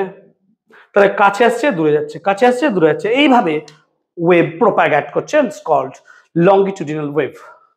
আমি কি বলতে পারলাম? এই লঙ্গিটুডিনাল ওয়েভ লঙ্গিটুডিনাল ওয়েভ তিনটে মিডিয়ামেই যেতে পারে। সলিডেও যেতে পারে, লিকুইডেও যেতে পারে, গ্যাসের মধ্যেও যেতে পারে। তো লঙ্গিটুডিনাল ওয়েভ কেমন ভাবে যাচ্ছে? অনুদৈর্ঘ্য তরঙ্গ এইভাবে যাচ্ছে, এবং এখানে মিডিয়াম দরকার হয়। এটা সাউন্ড ওয়েভ, অর্থাৎ শব্দ তরঙ্গ এইভাবে যায়। এবার আমরা পড়ব ট্রান্সভার্স ওয়েভ, যেটাকে আমরা বলবো তির্যক তরঙ্গ। আমি কি খুব ফাস্ট পড়াচ্ছি? বুঝতে পারছিস তো? বুঝতে পারছিস তো? ট্রান্সভার্স ওয়েভ কাকে বলে? ধর আমি দূরে ওই জায়গাটা একটা দড়ি বেঁধেছি, দিয়ে দড়ি বেঁধে আমি দড়িটাকে এরকম করে দোলালাম। তাহলে দড়ির মোশনটা কেমন হবে? Like this, yes or no? Up down. তাহলে আমি কোনো এক জায়গায় যদি একটা দড়িকে বেঁধে এরকম করে দুলিয়ে দিই, তাহলে দড়ির গতিটাও ঠিক এরকম দেখবো। হাতে আছে আমার কাছে দড়িটা, এখানে দেখো আমি দুলিয়েছি মানে ওয়েভটা এইদিকে যাচ্ছে, ইয়েস অর নো? ওয়েভ তো এইদিকে যাচ্ছে, কিন্তু কার মধ্য দিয়ে ওয়েভ যাচ্ছে? সেই দড়ির মধ্য দিয়ে, ইয়েস অর নো? কিন্তু দেখো দড়িটার মোশন আপওয়ার্ড অ্যান্ড ডাউনওয়ার্ড, অর্থাৎ যে মিডিয়ামের মধ্য দিয়ে ওয়েভ যাচ্ছে সেই মিডিয়ামের মোশন কেমন হচ্ছে? ওয়েভ প্রোপাগেশনের সঙ্গে পারপেন্ডিকুলার। মানে ইলেকট্রোম্যাগনেটিক ওয়েভ ভাবো, পার্টিকেল কাঁপছে কোন দিকে? এইদিকে। ওয়েভ যাচ্ছে কোন দিকে? এইদিকে, ইয়েস অর নো? তার মানে আমি সিম্পল, ওয়েভ এইদিকে যাচ্ছে, পার্টিকেল কাঁপছে এইভাবে। পার্টিকেল এইভাবে কাঁপতে পারে, এর সঙ্গে লম্ব কোন দিকটা আছে? এই দিকটা, তাহলে পার্টিকেল এইদিকেও কাঁপতে পারে। আমি বুঝতে পারলাম? তার মানে ভাবো পার্টিকেল একটা এইদিকে কাঁপছে, একটা এইদিকে, হতে পারে এরকম ভাবে কাঁপছে। তাহলে এইদিকে একটা কাঁপছে, এদিকে একটা কাঁপছে, তাহলে ওয়েভ তৈরি হবে ভেতর দিয়ে এই ওয়েভ অ্যাক্সিস বরাবর, ইয়েস অর নো? সিমিলারলি আমরা তাহলে দেখতে পাচ্ছি যে এই রকম ওয়েভ যখন যাচ্ছে তখন পার্টিকেল গুলোর কম্পন বা vibration perpendicular to the wave propagation হচ্ছে, অর্থাৎ ওয়েভ যেদিকে যাচ্ছে তার সাথে পারপেন্ডিকুলার। এই কারণে এই ওয়েভকে বলবো আমরা ট্রান্সভার্স ওয়েভ। ট্রান্সভার্স ওয়েভের উদাহরণ কি হবে? Light wave. লাইট ওয়েভ হচ্ছে ট্রান্সভার্স ওয়েভ। তুমি বলবে স্যার এখানে তো মিডিয়ামের দরকার নাই। দরকার নাই, কিন্তু যে মিডিয়ামের মধ্য দিয়ে যাবে তখন সে এইভাবেই যেতে থাকবে, ঠিক আছে? কেন? লাইট ওয়েভের ক্ষেত্রে ইলেকট্রিক আর ম্যাগনেটিক ফিল্ড দুটোই কি থাকে? পারপেন্ডিকুলার। আর ওয়েভ তার মধ্য দিয়ে একটা জায়গা দিয়ে তৈরি হয়। ট্রান্সভার্স ওয়েভের ক্ষেত্রে পার্টিকেল মিডিয়াম যেদিকে আছে তার সাথে পারপেন্ডিকুলারলি পার্টিকেলকে দৌড়াতে হবে। তার মানে আমরা যদি দেখি যে পার্টিকেল আপ ডাউন করবে আর ওয়েভ সামনের দিকে যাবে, ঠিক বলছি তো আমি কথাটা? এবার এই যে আপ ডাউন করা, কারণ কোনো একটা পার্টিকেলের উপর থেকে ফোর্স দেওয়া, এটা জেনারেলি লিকুইড সলিডের ক্ষেত্রে পসিবল হয় না, ইয়েস অর নো? পসিবল হবে, কারণ লিকুইড সলিডের ক্ষেত্রে এরকম ফোর্স পাওয়াই যাবে না। বুঝতে পারছি ব্যাপারটা? কিন্তু এক্ষেত্রে সব স্টেটে এটা পাওয়া যেতে পারে, লঙ্গিটুডিনাল সব জায়গায়, কারণ এখানে ভাইব্রেশন হবে না, এই যে পার্টিকেলের মধ্যে হালকা করে মুভ করবে, সব ক্ষেত্রে এটা পাওয়া যাবে। কিন্তু এক্ষেত্রে লিকুইডের ক্ষেত্রে এটা পাওয়া যাবে না, গ্যাসের ক্ষেত্রে পাওয়া যাবে না, সো সলিড ফর্ম এটা পাওয়া যাবে। সো আমরা ওয়েভ প্রোপাগেশন যেটা হচ্ছে longitudinal wave as well as transverse wave, সেই দুটো সম্বন্ধে আমরা পড়লাম। চলতরঙ্গ সম্পর্কিত কয়েকটি রাশি, so some quantities related with the progressive wave. আমরা এখন আলোচনা করব প্রোগ্রেসিভ ওয়েভ কাকে বলে। What is progressive wave? চল তরঙ্গ বাংলায় বলা হয়। চল মানে পালিয়ে যাও, তাহলে ওয়েভ বা প্রোগ্রেসিভ ওয়েভ চলো তরঙ্গ মানে যে তরঙ্গ এক জায়গা থেকে অন্য জায়গায় যেতে পারবে। তাহলে যে তরঙ্গ এক জায়গা থেকে অন্য জায়গায় যেতে পারবে তাকে বলবো আমরা কি? Progressive wave. তাকে বলছি আমরা প্রোগ্রেসিভ ওয়েভ। এখন একটা প্রোগ্রেসিভ ওয়েভের ক্ষেত্রে অ্যামপ্লিটিউড থাকতে পারে, বিস্তার, নাকি? আর কি থাকতে পারে? ফ্রিকোয়েন্সি। এগুলো সব জানি তো আমরা। Time period, frequency, angular frequency, velocity, এগুলো সবই আমরা মোটামুটি জানি। ফেজ সম্বন্ধে আমরা জানি, এসএইচএম এ ভালো করে ফেজ পড়িয়ে দিয়েছি। আমরা এখন পড়বো যেটা, সেটা হচ্ছে ওয়েভ ফ্রন্ট। এটা আমরা পড়িনি, আগেরগুলো সব পড়েছি বলে আমি বলে দিয়েছি। Wave front, what is wave front? Class 12-এ এটার উপর বিশাল টপিক আছে, ডিটেল এখানে আমাদের নেই। ওয়েভ ফ্রন্ট কাকে বলে? যখন কোন একটা ওয়েভ আসছে, সে একটা ওয়েভ আসছে, অনেকগুলো ওয়েভ আসছে, কোথা থেকে আসছে? ধরো সূর্য থেকে আসছে, কথা মানে বলছি, সান থেকে আসছে, সূর্য থেকে আসছে। এবার ওয়েভগুলো ট্রাভেল করছে তো, এবার ওয়েভগুলোর সঙ্গে যদি একটা পারপেন্ডিকুলার প্লেন ক্রিয়েট করা যায়, ওয়েভের সঙ্গে পারপেন্ডিকুলার, তাহলে সেই পারপেন্ডিকুলার প্লেনটাকে আমরা বলবো ওয়েভ ফ্রন্ট। এক্সাম্পল দিচ্ছি, ধরো এই জায়গাটা একটা সোর্স আছে, গোল গোল সোর্স, যেটাকে বলি আমরা স্ফেরিক্যাল সোর্স। এখন এরকম একটা পয়েন্ট সোর্স বা স্ফেরিক্যাল সোর্স বা গোল সোর্স, এই সোর্স যখন আলো পাঠাবে সে চারিদিকে সমানভাবে পাঠাবে। আর আলোর ভেলোসিটি ধরো বায়ু মাধ্যমে 3 × 10⁸ মিটার পার সেকেন্ড, তার মানে কনস্ট্যান্ট। তার মানে এই পার্টিকেল থেকে এইদিকে এইদিকে এইদিকে এইদিকে সব জায়গায় সেম ভেলোসিটি নিয়ে আলো যাচ্ছে, ঠিক বলছি তো? তার মানে আফটার টি টাইম এখান থেকে যে আলো বেরোচ্ছে তারা সব একই জায়গায় এসে দাঁড়াবে, হ্যাঁ না বলো? তাহলে এই জায়গায় প্রত্যেকটা ওয়েভের ক্ষেত্রে যে পারপেন্ডিকুলার প্লেন পাবো, এগুলো সব কি হবে? ওয়েভ ফ্রন্ট, হ্যাঁ না বলো? এই পারপেন্ডিকুলার প্লেনগুলো, আমি কি বোঝাতে পারছি ব্যাপারটা? এটা কেমন ওয়েভ ফ্রন্ট পেলাম? যেহেতু একটা পয়েন্ট সোর্স, এটাকে বলে গোলীয় wave front. Yes or no? গোল। তাহলে একটা গোলীয় ওয়েভ ফ্রন্ট কোথা থেকে তৈরি হতে পারে? Spherical wave front. যদি পয়েন্ট সোর্স হয় স্ফেরিক্যাল। ধরো আমি একটা টিউব লাইট নিয়েছি, সেখান থেকে ওয়েভ ফ্রন্ট কেমন হবে? টিউব লাইট মানে এইদিকে কোনো আলো নাই, হ্যাঁ না বলো? আলো আছে এই দুই সাইডে, আলো আছে। এটা যদি টিউব লাইট হয় তাহলে আলো এই সাইডগুলোতে আছে, এইদিকে পুরোটাতে, বাট আলো এইদিকে নাই। দেখো টিউব লাইট দেখে নাও, এইদিক দুদিক আলো হবে না, এরকম ভাবে ভাবো সিচুয়েশন। এর সব দিকে আলো আছে, তাহলে তার সোর্স কেমন হবে? একটা সিলিন্ডারের মতো, হ্যাঁ না বলো? সো আমরা এখানে দেখবো একটা সিলিন্ডারের মতো সিলিন্ড্রিক্যাল ওয়েভ ফ্রন্ট পাওয়া যায়। তো কোশ্চেন যদি দেয় কখনো যে সিলিন্ড্রিক্যাল ওয়েভ ফ্রন্ট কোথায় পাওয়া যায়, একটা লম্বা রড জাতীয় কোনো স্ট্রাকচার থেকে। যখন সূর্য থেকে আলো আসবে তারা সব প্যারালাল আলো আসে, ইয়েস অর নো? কারণ অসীম দূরত্ব থেকে আসছে। তাহলে এদের ওয়েভ ফ্রন্ট কেমন হবে? তুমি দেখতেই পাচ্ছ, রেক্ট্যাঙ্গুলার, হ্যাঁ না বলো? সো এটাকে বলবো আমরা রেক্ট্যাঙ্গুলার ওয়েভ ফ্রন্ট। এরকম অনেকগুলো ওয়েভ ফ্রন্ট আমরা দেখতে পাবো, cylindrical, spherical and rectangular wave front. Wave front যেখানে আছে তার সঙ্গে যে একটা পারপেন্ডিকুলার ড্র করা যায়, সেটাই হচ্ছে রশ্মি বা রে। যে কোনো একটা ওয়েভ ফ্রন্ট, ধরো এটা একটা ওয়েভ ফ্রন্ট, এই ওয়েভ ফ্রন্টের সাথে পারপেন্ডিকুলার ড্র করো, তুমি রে বা রশ্মি পাবে। আর এটাই তো হওয়া উচিত। আমি তো প্রথমে বললাম ওয়েভের সাথে পারপেন্ডিকুলার প্লেনকে কি বলি? Wave front. তাহলে ওয়েভ ফ্রন্টের পারপেন্ডিকুলার যা থাকবে সেগুলো রেই তো হবে। আমি কি কথাটা বোঝাতে পেরেছি?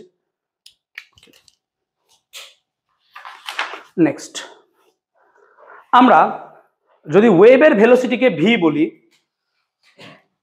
আমরা যদি ফ্রিকোয়েন্সিকে এন বলি, ভালো করে দেখো, ওয়েভ ভেলোসিটি, বারবার শোন কথাটা, ওয়েভ ভেলোসিটিকে আমরা সবসময় ক্যাপিটাল ভি দিয়ে লিখব। আমরা যদি ফ্রিকোয়েন্সিকে এন লিখি,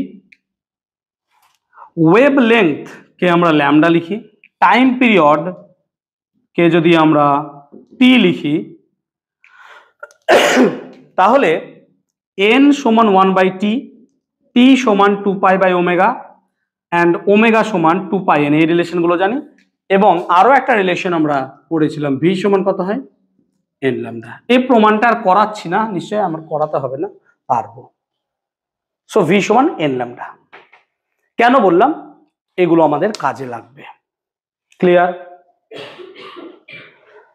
এতদূর কি ক্লিয়ার হয়ে গেছে সবার? বলতে পারো আমাকে। হ্যাঁ বলো, এতদূর কি সবার ক্লিয়ার হয়েছে? চলো এবার আমরা the most important topic of this chapter, equation of progressive wave, এই টপিকটা নিয়ে আলোচনা করব। খুব ভালো করে বোঝো, এখানে বোঝার জিনিস আছে। হ্যাঁ, ইকুয়েশন অফ প্রোগ্রেসিভ ওয়েভ, চলো তরঙ্গের সমীকরণ, ইকুয়েশন অফ প্রোগ্রেসিভ ওয়েভ, খুব ইম্পর্টেন্ট টপিক। এতক্ষণ যে আলোচনা করলাম তাতে একটা কথা তো স্পষ্ট, যে আমি যখন কথা বলছি ওয়েভ তৈরি হচ্ছে, সেই ওয়েভটা এখানে ধাক্কা মারছে এবং এখানকার পার্টিকেল গুলো যাচ্ছে আসছে, ভাইব্রেশন হচ্ছে। Yes or no? তাহলে পার্টিকেল গুলো প্রত্যেকটা কি এসএইচএম এর আন্ডারে আছে আমরা বলতে পারি, আন্ডার দ্য অসিলেশনস। ক্লিয়ার? তাহলে যে কোনো একটা particle, we are talking about the particle, সেই পার্টিকেলের যদি ইকুয়েশন বানাতে চাই তাহলে নিশ্চয়ই সেটা একটা এসএইচএম এর ইকুয়েশন হবে। হ্যাঁ না? আমি এরকমই একটা ওয়েভ ধরছি এবং তোমরা জানো যে কনভেনিয়েন্ট ওয়েতে সাইনোসয়েডাল যদি একটা ওয়েভ নেওয়া হয় তাহলে সাইনোসয়েডাল ওয়েভটাকে আমরা মোটামুটি এইভাবে আঁকি। ঠিক বলছি নিশ্চয়ই? কনভেনিয়েন্ট ওয়েতে যেখানে এটা হচ্ছে অ্যামপ্লিটিউড, অবভিয়াসলি এটা অ্যামপ্লিটিউডই, কিন্তু এই দিকটা ওয়াই আর এই দিকটাকে আমি বলছি এক্স। আগে এসএইচএম এ কিন্তু এটা বলছিলাম না, আমরা এই দিকটা টি ধরছিলাম। Yes or no? But this is positive X direction and this will be negative x direction, and this is y. এই yটা কি? বেসিক্যালি কথাটা মাথায় লাগবে, y হচ্ছে পার্টিকেল ডিসপ্লেসমেন্ট। পার্টিকেলটা কি? ওই যে পার্টিকেলটার ভাইব্রেশনের ফলে ওয়েভ তৈরি হচ্ছে, সেই পার্টিকেলটার ডিসপ্লেসমেন্ট হচ্ছে y। এই জায়গাটা কিন্তু ম্যাক্সিমাম 90% স্টুডেন্ট ভুল করে। yটা কি? Particle displacement. মানে আমি এখানে যে ওয়েভ তৈরি করছি, কথা বলছি, এই পার্টিকেলটা যে ডিসপ্লেস হচ্ছে, দিস পার্টিকুলার ডিসপ্লেসমেন্ট। ইয়েস, আমি বুঝতে পারলাম ব্যাপারটা। কতটা ডিসপ্লেস হচ্ছে, কোথা থেকে? ইকুইলিব্রিয়াম পজিশন থেকে কতটা পরিমাণ ডিসপ্লেস হচ্ছে। ঠিক বুঝতে পেরেছি ব্যাপারটা? এখন at t equals to 0 এই জায়গাটায় যে পার্টিকেলটা আছে, and পার্টিকেল তো তৈরি হয়ে গেছে, ওয়েভ, তারপরে t equal to 0 থেকে ওয়েভ যাচ্ছে যাচ্ছে যাচ্ছে। আমি ধরে নিলাম যে ওয়েভ ভেলোসিটি এটা হচ্ছে আমার v, ক্যাপিটাল ভি, অবভিয়াসলি আমরা ক্যাপিটাল ভি নেব। এবং আমি কোনো একটা জায়গায় একটা পজিশনে পার্টিকেলকে ধরছি, এই পার্টিকেলটা যেটা এখান থেকে এক্স দূরে আছে, এই। তাহলে তুমি বলো যে এখানকার পার্টিকেল আর এখানকার পার্টিকেলের মধ্যে একটা পার্থক্য আছে। কি পার্থক্য? আমি এখানে যখন কথা বলছি, দূরে একটা জায়গায় পার্টিকেল আছে, আমি কথা বলতে শুরু করে দিছি, এ তো ভাইব্রেশন শুরু হয়ে গেছে। Yes or no? এ ভাইব্রেশন শুরুই করেনি এখনো। ভাইব্রেশন যেতে যেতে যেতে যেতে যেতে একটা টাইমে এখানে গিয়ে পৌঁছাবে, তখন এ ভাইব্রেট করবে। তার মানে টাইমের দিক দিয়ে এ ব্যাটা অনেক এগিয়ে আছে, এ ব্যাটা অনেক পিছিয়ে আছে। আমি কি ঠিক বলছি? কারণ ওয়েভ যখন তৈরি হচ্ছে, যে আমার কাছে আছে তাকে আগে আমি নড়াবো, তারপর যে দূরে আছে তাকে গিয়ে আমি নড়াবো না? সিম্পল, পার্টিকেল তো তাই হবে। তাহলে এখানকার পার্টিকেল যত তাড়াতাড়ি দুলছে, এ অনেক দেরি করে দুলছে। কত দেরি করে দুলছে স্যার? না তো তার দূরত্ব কত? এক্স, আর ভেলোসিটি কত? তাহলে কি আমি টাইমটা বার করতে পারবো এখানে? টাইম কত? না তো এক্স বাই ভি। তার মানে টাইমের দিক দিয়ে এ ব্যাটা পার্টিকেল সবসময় এক্স বাই ভি পরিমাণ পিছিয়ে থাকবে। Yes or no? তাই তো হওয়া উচিত। তাহলে তাহলে আমি যদি এনি টাইম টি ধরি, যে এ টাইম টি আছে, তাহলে নিশ্চয়ই এর টাইম টি এর থেকে কত পিছিয়ে থাকবে? X by V.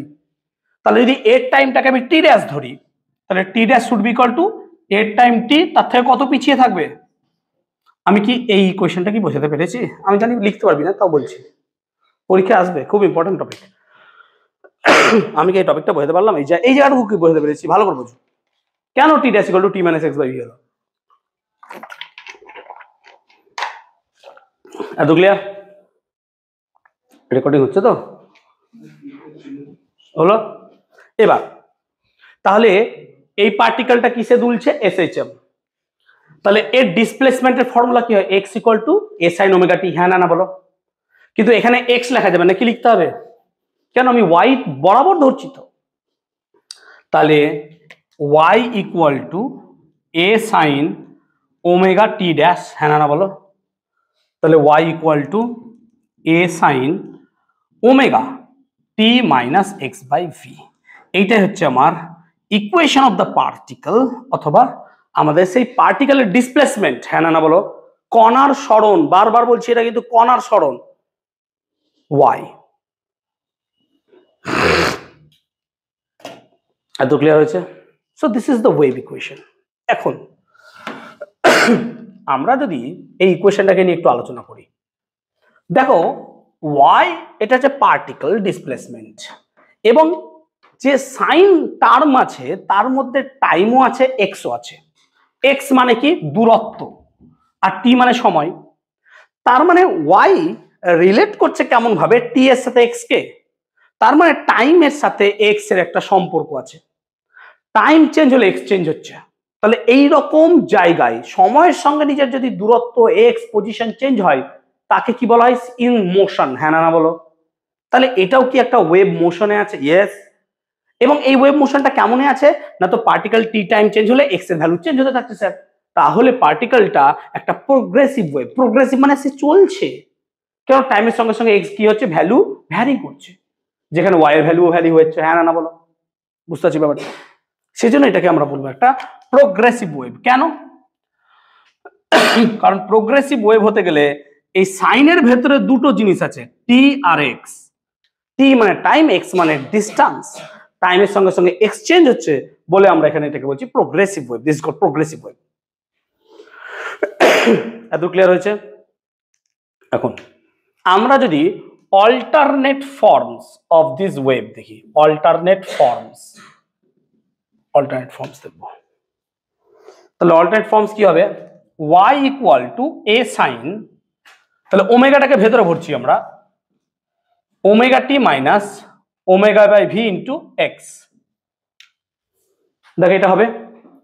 এখন ওমেগা বাই ভি এটাকে নিয়ে যদি একটু আলোচনা করি, ওমেগা মানে 2πn, ওমেগা মানে 2πn, আর ভি মানে n ল্যামডা। n কেটে গেলে পড়ে থাকছে 2π বাই ল্যামডা। কেমিস্ট্রিতে আমরা পড়েছিলাম 1 বাই ল্যামডাটাকে বলা হয় ল্যামডা বার, তরঙ্গ সংখ্যা, হ্যাঁ না বল? This called wave number. আর কোনো কিছুর সাথে আমরা জানি 2π যোগ হয়ে গেলে সেটাকে অ্যাঙ্গুলার বলি আমরা, হ্যাঁ না বল? সো ওমেগা বাই ভি এটাকে আমরা কে দিয়ে লিখবো, and this is called angular wave number. আমি কি বোঝাতে পারলাম ব্যাপারটা? This is called angular wave number. So angular wave নাম্বারটা হচ্ছে K, that's called 2π by lambda. আবার ওমেগা বাই ভি মানে হচ্ছে কে। সেই জন্য আমরা এই ইকুয়েশনটাকে মোটামুটি সব জায়গায় ব্যবহার করব। আরো একটা equation, y equal to A sine omega T minus k x, এটা আমরা সব জায়গায় মূলত ব্যবহার করব। তোমরা এসএইচএম এর সাথে এটাকে গোলাবে না। এসএইচএম এর ইকুয়েশন আলাদা, x equal to A sine omega t বা শেষ, অথবা প্লাস মাইনাস আলফা, শেষ। এখানে টিও আছে, এক্সও আছে, এখানে শুধু টি আছে, এক্স নাই, মাথায় রাখবো কিন্তু। আবার ওমেগা মানে কত? 2π বাই ল্যামডা, সরি কে মানে কত? 2π বাই ল্যামডা। আমি যদি কেটাকে বাইরে বার করে দিই, তাহলে y equal to A sine, k বার করছি, তার মানে ওমেগা থেকে তাহলে কি হবে? কে নাকি? ঠিক তো? তাহলে কে বার করছি, মাইনাস কত হলো? এক্স, ও একটা টি থাকবে না, তার মানে এ সাইন কে মানে তো 2π by lambda, omega by k মানে কত? তাহলে ওমেগা বাই, দেখো ওমেগা বাই ভি মানে কত? কে, তাহলে ওমেগা বাই কে মানে কত? তাহলে ভিটি মাইনাস এক্স। এটাও একটা ইকুয়েশন। এরকম অনেকগুলো ইকুয়েশন তোমাদের বইয়ে আছে, দেখো alternate wave. So alternate form of wave, সেগুলো চেষ্টা করবে সবগুলো মনে রাখার। আমি দু একটা এখানে তো করে দেখালাম মোটামুটি, ঠিক আছে? সো অল্টারনেটিভ ওয়েভ ফর্মগুলো আমরা এখান থেকে করে রাখবো। আমি কি বোঝাতে পারলাম এত পর্যন্ত? বলবে আমাকে। সো অল্টারনেটিভ ওয়েভ ফর্মগুলো আমরা মোটামুটি এখান থেকে করে রাখলাম। ওকে, এখন আমরা যদি দশা নিয়ে আলোচনা করি, ফেজ, তাহলে ফেজটাকে কি বলেছিলাম না, তো ফেজ এই জিনিসটাকে আমরা ফেজ বলেছিলাম, ইয়েস অর নো? এই জিনিসটাকে বা এইটাকে আমরা ফেজ বলেছিলাম। আমরা যদি ফেজ নিয়ে আলোচনা করি, so this term is called as phase. So phase কাকে বলে আমরা ডিটেল আলোচনা করেছিলাম, এবং that's called 2π/λ into vt minus x. একটা ওয়েভের ফেজ কি চেঞ্জ হতে পারে? হ্যাঁ স্যার চেঞ্জ হতে পারে, অবভিয়াসলি ফেজ চেঞ্জ হতে পারে না কেন? একটা ওয়েভের ফেজ চেঞ্জ হতে পারে। ফেজটাকে আমরা যদি থিটা দিয়ে লিখি, ধরো কোনো একটা টাইমে যখন পজিশন x1 ছিল তখন তার ফেজ হচ্ছে θ1 হতেই পারে, এবং যখন তার ফেজ ছিল পজিশন ছিল x2 তখন তার ফেজ θ2 হতেই পারে। তাহলে এখন যদি আমি θ2 মাইনাস θ1 করি,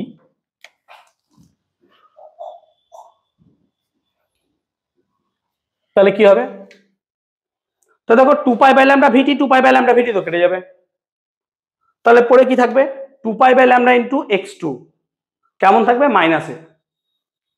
তাহলে মাইনাস 2π/λ ইন্টু x2, মাইনাসে মাইনাসে plus 2π/λ x1, that gives you 2π/λ into x1 minus x2।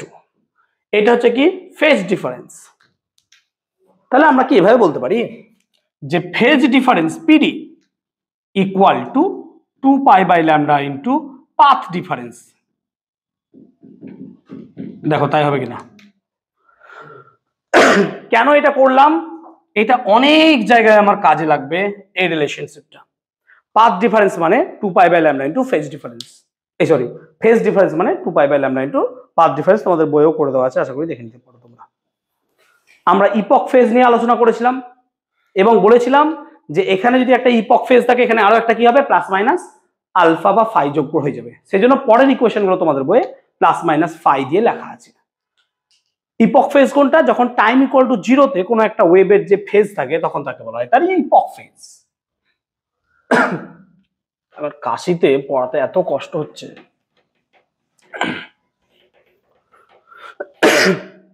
সারাক্ষণ খালি কেসেই যাচ্ছি।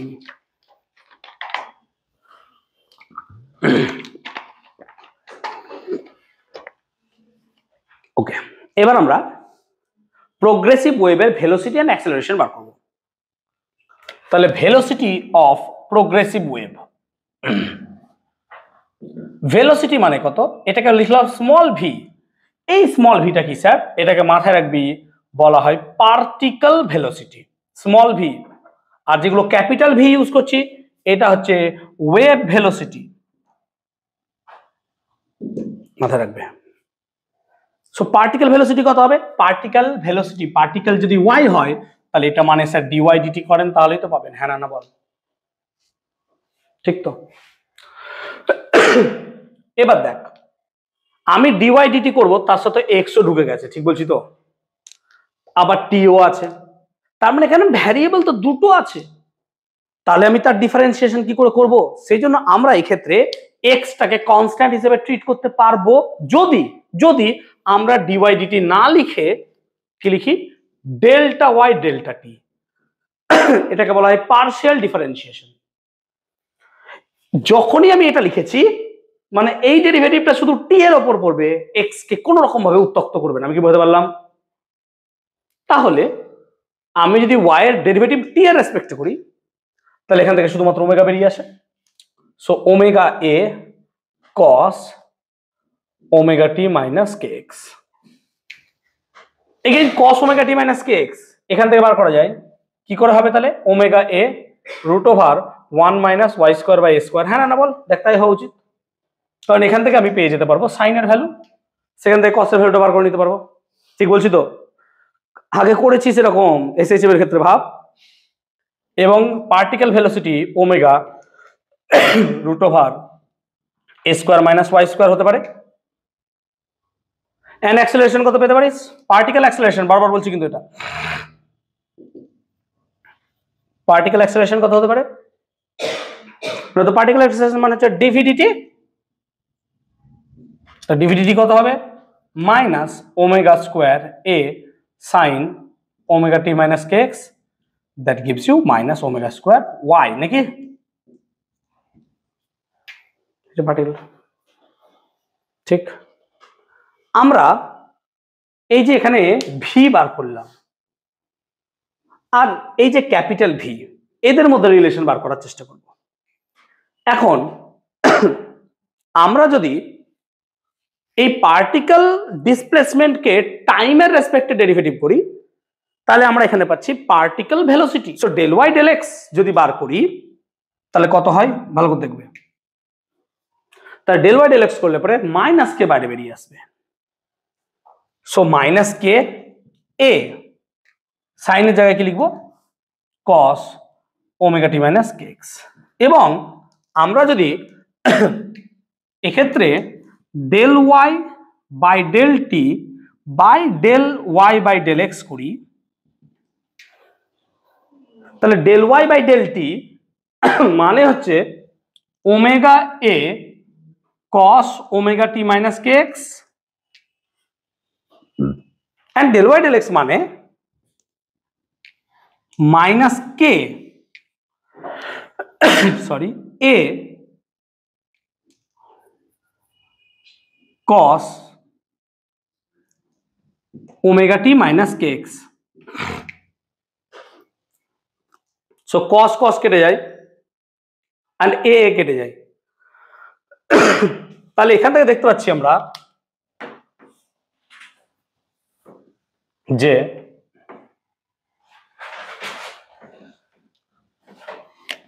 Del y del x by del y del t, কি করলাম, del y del t by del y del x সমান মাইনাস ওমেগা বাই কে। আর omega by k মানে কি হয়? Capital v. এখানে তাই করেছিলাম বোধহয়। সেই কারণে ডেল ওয়াই ডেল টি সমান minus v of del y del x, del y del x minus 1 by v minus 1 by v del y del টি।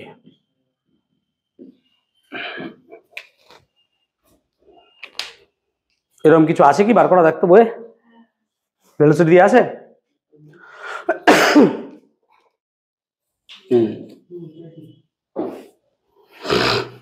এটাকে ক্যাপিটাল ভি দিয়ে লিখে নিই, ঠিক আছে, না হওয়াটাই স্বাভাবিক। ওকে, ঠিক আছে। আমরা এবার প্রোগ্রেসিভ ওয়েভের অবকল সমীকরণ বানাবো। So differential equation of progressive wave, star দেবে, ইম্পর্টেন্ট পরীক্ষা আসে এগুলো, যা করেছি সব পরীক্ষার জন্য important. So differential equation of progressive wave. তো দেখো এখানে যদি ডিফারেন্সিয়াল ইকুয়েশন বানাতে চাই,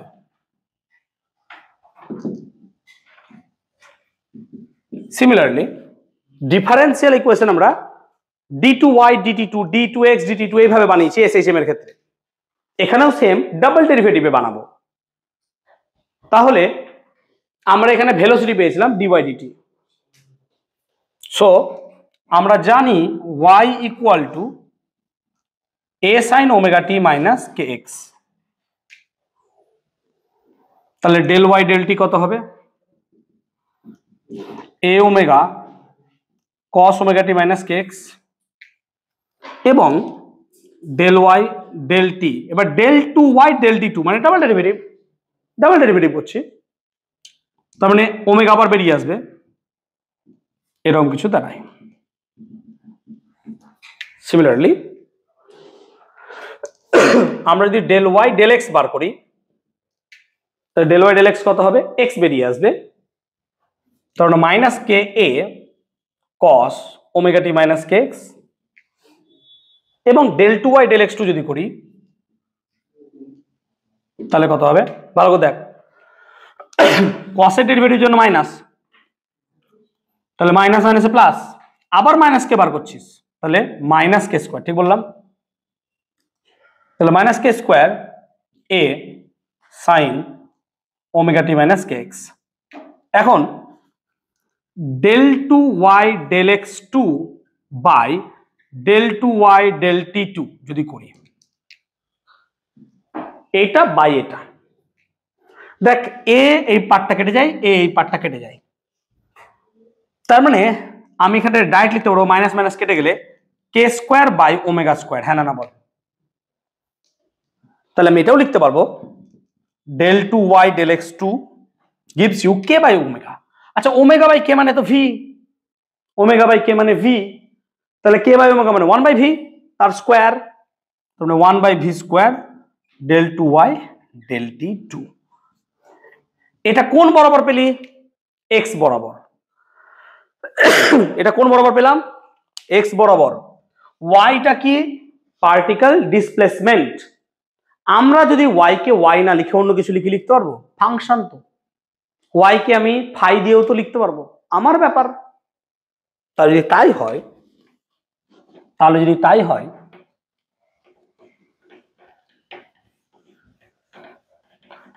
আমি যদি ওয়াই কে সাই দিয়ে লিখি, এটাকে সাই বলা হয়, ত্রিশূলের মতো ছিল সাই, ওয়াই কে যদি সাই দিয়ে লিখি তাহলে বোধহয় শর্ডিঙ্গার ওয়েভ ইকুয়েশনে পড়েছিস, ঠিক আছে?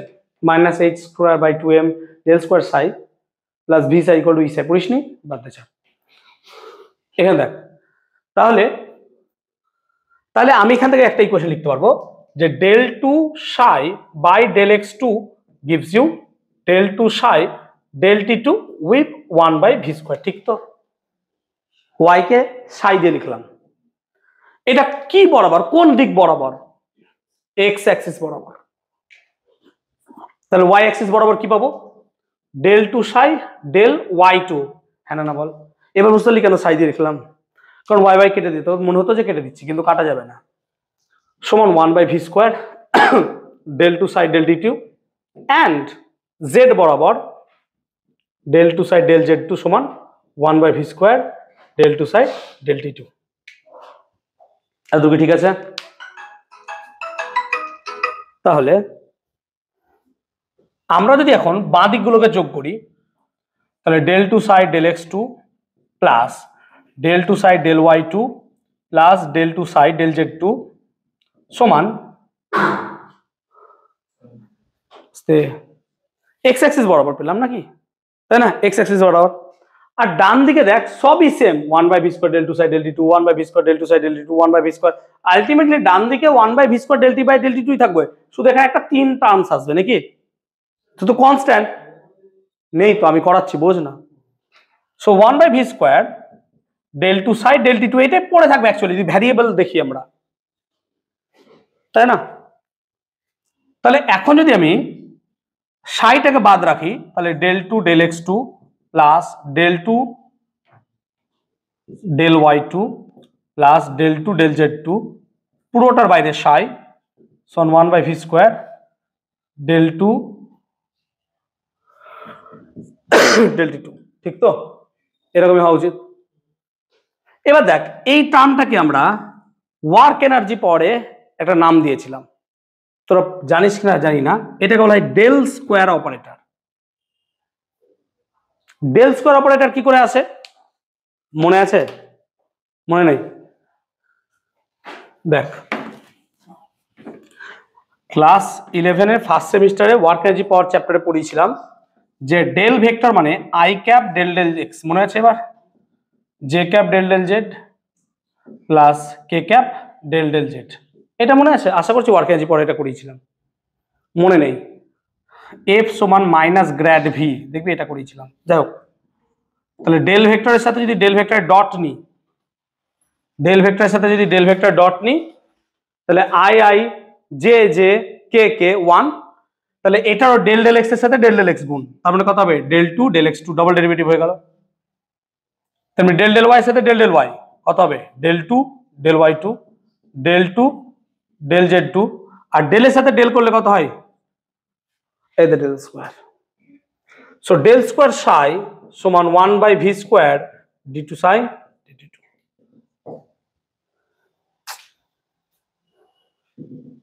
তাহলে এখান থেকে আমরা ইজিলি পেতে পারি, এটাকে বলা হয় হিট ইকুয়েশন।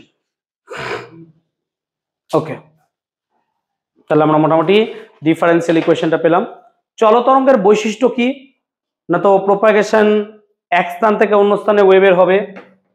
এখানে পার্টিকেল ভেলোসিটি আর ওয়েভ ভেলোসিটি কমপ্লিটলি আলাদা জিনিস। তো আমি যা যা পড়ালাম, যা যা শেখালাম, ওই দেখবে চলতরঙ্গের যে বৈশিষ্ট্য আছে সেই বৈশিষ্ট্যের মধ্যেই সব দেওয়া আছে। সো আমরা এখনো পর্যন্ত যা পড়ালাম মোটামুটি বাচ্চা জিনিসই পড়ালাম, তো সেগুলো সবই এই প্রোপাগেশন বা তার ক্যারেক্টারিস্টিক্স এর মধ্যে ঢুকে গেছে। এখন আমরা যদি একটা সত্যি প্রোগ্রেসিভ ওয়েভের কথা ভাবি, এতক্ষণ তো আমরা থিওরিতে পড়ছি, সেই প্রোগ্রেসিভ ওয়েভের মধ্যে আমরা যদি সাউন্ডকে দেখি, তাহলে সাউন্ডের বিশেষ কয়েক রকমের ফেনোমেনা দেখা যায়। এখন সাউন্ড ওয়েভ বেসিক্যালি একটা লঙ্গিটুডিনাল ওয়েভ। লঙ্গিটুডিনাল ওয়েভ হওয়ার জন্য সাউন্ড ওয়েভ এক জায়গা থেকে যে অন্য জায়গায় যাচ্ছে বা যাবে, মিডিয়াম দরকার হয়। এবার মিডিয়াম দরকার হলে স্বাভাবিকভাবে বিভিন্ন মিডিয়ামে তার ভেলোসিটি বিভিন্ন রকম হয়। সাউন্ড মিডিয়ামে একরকম, সলিড মিডিয়ামে একরকম, লিকুইড মিডিয়ামে একরকম, এবং আমাদের গ্যাসিয়াস মিডিয়ামে একরকম। যে কোনো সাউন্ড ওয়েভের কতগুলো ক্যারেক্টারিস্টিক্স বা বৈশিষ্ট্য আছে, যেমন শোষণ বা অ্যাবসর্পশন। সাউন্ড ওয়েভ যে কোনো জায়গায় গেলে পরে সেখানে কিছুটা পরিমাণ শোষিত হয়। যেমন সেজন্য হোম থিয়েটার বা তোমাদের সিনেমা হলে দেখবে নরম প্যাড ইউজ করা হয় অ্যাবসর্পশনের জন্য। প্রতিফলন অবভিয়াসলি হয়, পাহাড়ে গেলে পরে মা বলে চিৎকার করলে 10 বার মা শুনতে পাবি। প্রতিসরণ, আমরা যদি দুটো আলাদা মিডিয়ামের মধ্যে ওয়েভকে দেখি, একটা মিডিয়ামে ওয়েভে আওয়াজ করলাম, সেই ওয়েভটা অন্য মিডিয়ামে চলে যেতে পারে। কোথায়? জলের ভেতর দিয়ে। এটাকে বলা হয় রিফ্র্যাকশন। ব্যতিচার ইন্টারফারেন্স কি না, তো দুটো সাউন্ড যদি তাদের মধ্যে একটা কনস্ট্যান্ট ফেজ ডিফারেন্স থাকে, তখন দুটো ওয়েভ যদি এক জায়গায় এসে মিট করে। সো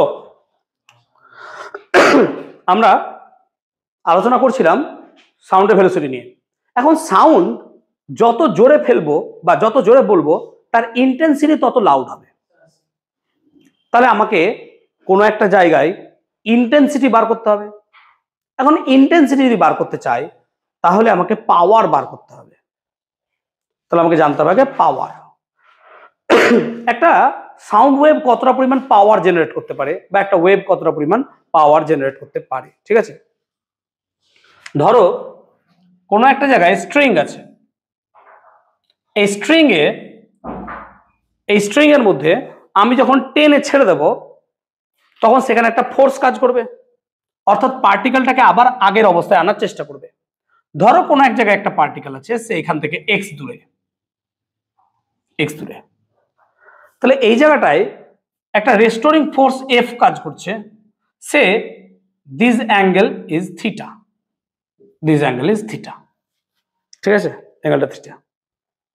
এখন এই রেস্টোরিং ফোর্সের অপোজিটে আর একটা ফোর্সের দিকে কাজ করছে, ক্রিয়া প্রতিক্রিয়া।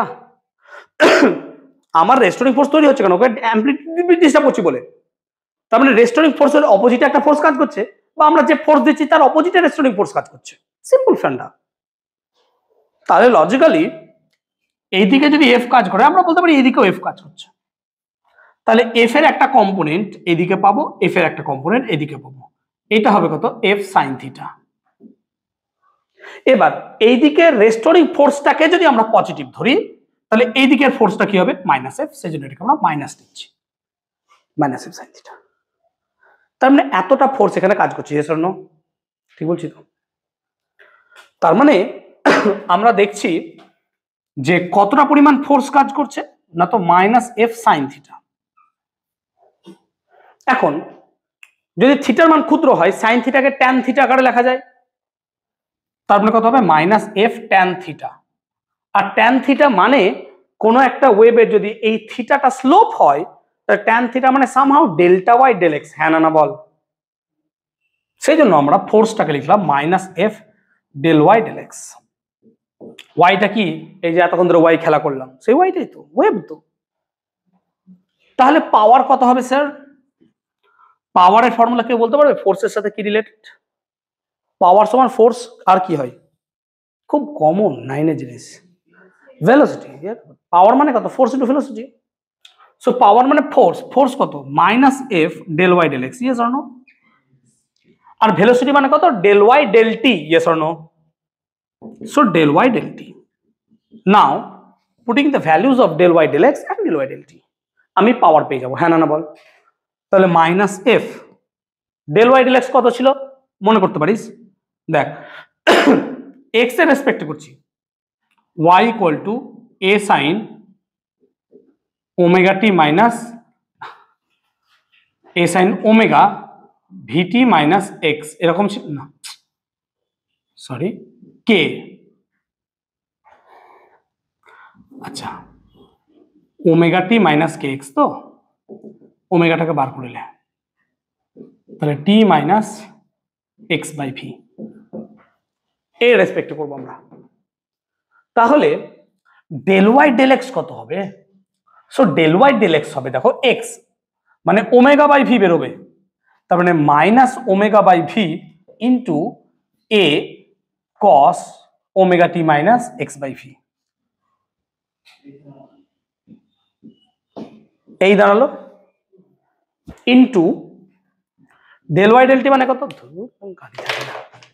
ডেল ওয়াই ডেল টি মানে কত, টি মানে শুধু ওমেগা বেরোবে, তার মানে omega a cos omega T minus x by V.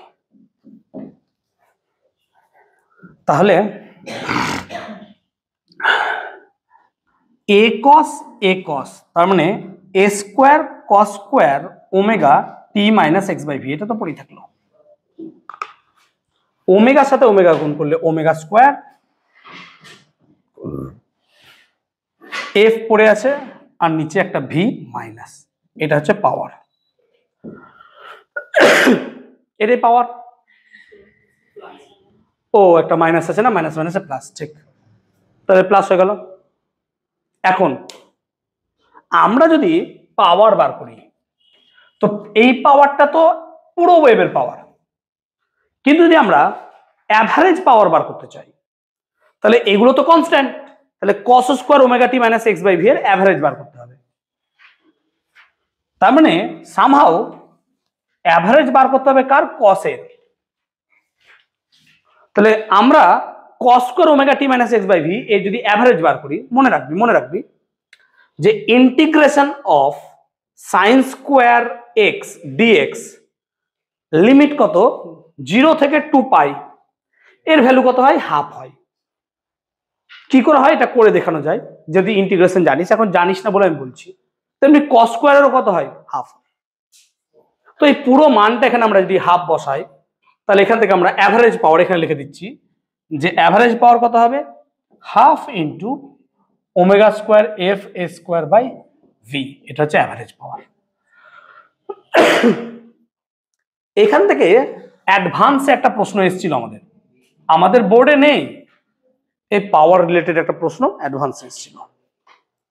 এখন এই ইন্টেন্সিটির সাথে পাওয়ারের একটা খুব ভালো সম্পর্ক আছে, যে intensity equal to power by area. Per unit এরিয়াতে তোমার যত পাওয়ার সেটাকে বলা হয় তার ইন্টেন্সিটি। সেই জন্য সাউন্ডের লাউডনেসের ক্ষেত্রে I0 ভ্যালু লিখেছিলাম, ইন্টেন্সিটি ছিল তার ইউনিটটা যদি খেয়াল করিস কত ছিল, watt per metre square, 10 to the power -12 বোধহয় লিখেছিলাম সম্ভবত। সো ইন্টেন্সিটির ইউনিট কিন্তু ওয়াট পার মিটার স্কোয়ার, এখান থেকে পাওয়া যায় পাওয়ার বাই এরিয়া। এবার এরিয়া কি হবে, তুমি যা এরিয়া চুজ করবে, একটা স্ফেয়ার হতে পারে, যা ইচ্ছা নিতে পারো, তার উপর ডিপেন্ড করবে। এটা ক্লিয়ার হলো? সো পাওয়ার ইন আমরা বুঝতে পারলাম যে ওয়েভের ক্ষেত্রে বা সাউন্ড ওয়েভে কত হবে, এটা বার করা যায়। তাহলে একটা ওয়েভের ক্ষেত্রে যত বেশি পাওয়ার হবে তার ইন্টেন্সিটি তত বেশি হবে। ওয়েভের যদি ভেলোসিটি বার করতে চাই, ওয়েভের ভেলোসিটি ডিপেন্ড করছে দুটো জিনিসের উপর। কি কি না, তো যেই মিডিয়ামে ওয়েভ আছে তার ইলাস্টিক কোএফিসিয়েন্ট y হতে পারে ইয়ং মডুলাস, বাল্ক মডুলাস হতে পারে k, এবং তার ডেনসিটির উপর, মানে v velocity should be equal to root over e by rho, where e is the elastic coefficient আর rho হচ্ছে ডেনসিটি। এই দুটোর উপর ডিপেন্ড করে। যেখানে ই এর ভ্যালু চেঞ্জ হতে পারে, young modulus, bulk modulus etcetera, এগুলো সব হতে পারে। এর উপর ভিত্তি করে বিজ্ঞানী নিউটন এই সাউন্ডের ভেলোসিটি ক্যালকুলেট করার জন্য একটা চেষ্টা করেছিলেন। কিভাবে তিনি করেছিলেন? তিনি বললেন, যেটা আমি একটু আগে বললাম, যে তিনি সাউন্ডের যে মিডিয়ামে ট্রাভেল করছে তাকে কতগুলো লেয়ারে তিনি ভাবলেন, এরকম লেয়ার আছে, লেয়ার আছে। যখন আমি এখানে শব্দ বলছি মানে থার্স্ট প্রয়োগ করছি, তখন এই জায়গাটায় প্রেসারটাকে আমি বাড়িয়ে দিচ্ছি। তো কোনো একটা মিডিয়ামে ধরো প্রেসার পি, ভলিউম ভি ছিল, কিন্তু আফটার সাউন্ড বলার পর তার প্রেসার চেঞ্জ হয়ে গেল পি প্লাস স্মল পি, আর ভলিউম চেঞ্জ হয়ে গেল ভি মাইনাস স্মল ভি, কারণ প্রেসার বাড়লে ভলিউম কি হবে? অটোমেটিক্যালি কমবে। এবং তিনি এই কথাটা বললেন কেমন হয়, তিনি বললেন এটা হচ্ছে খুব স্লো প্রসেস। এবার স্লো প্রসেস বলে এখানে যদি হিট তৈরিও হয় তাহলে হিটটা বাইরে বেরিয়ে যাচ্ছে আর টেম্পারেচারে কোনো চেঞ্জ হচ্ছে না, তাহলে এটা একটা সমষ্ণ পদ্ধতি, yes or no? So Newton যে ক্যালকুলেশন করেছিলেন তাতে তিনি বারবার বলছি একটা কথা, একে আইসোথার্মাল প্রসেস ধরেছিলেন। Isothermal process. এখন তাহলে আইসোথার্মাল প্রসেস হওয়ার জন্য তাহলে আমরা বয়েলস ল ইউজ করতে পারবো। So according to Boyle's law, capital PV should be equal to capital P plus small p, capital V minus small v।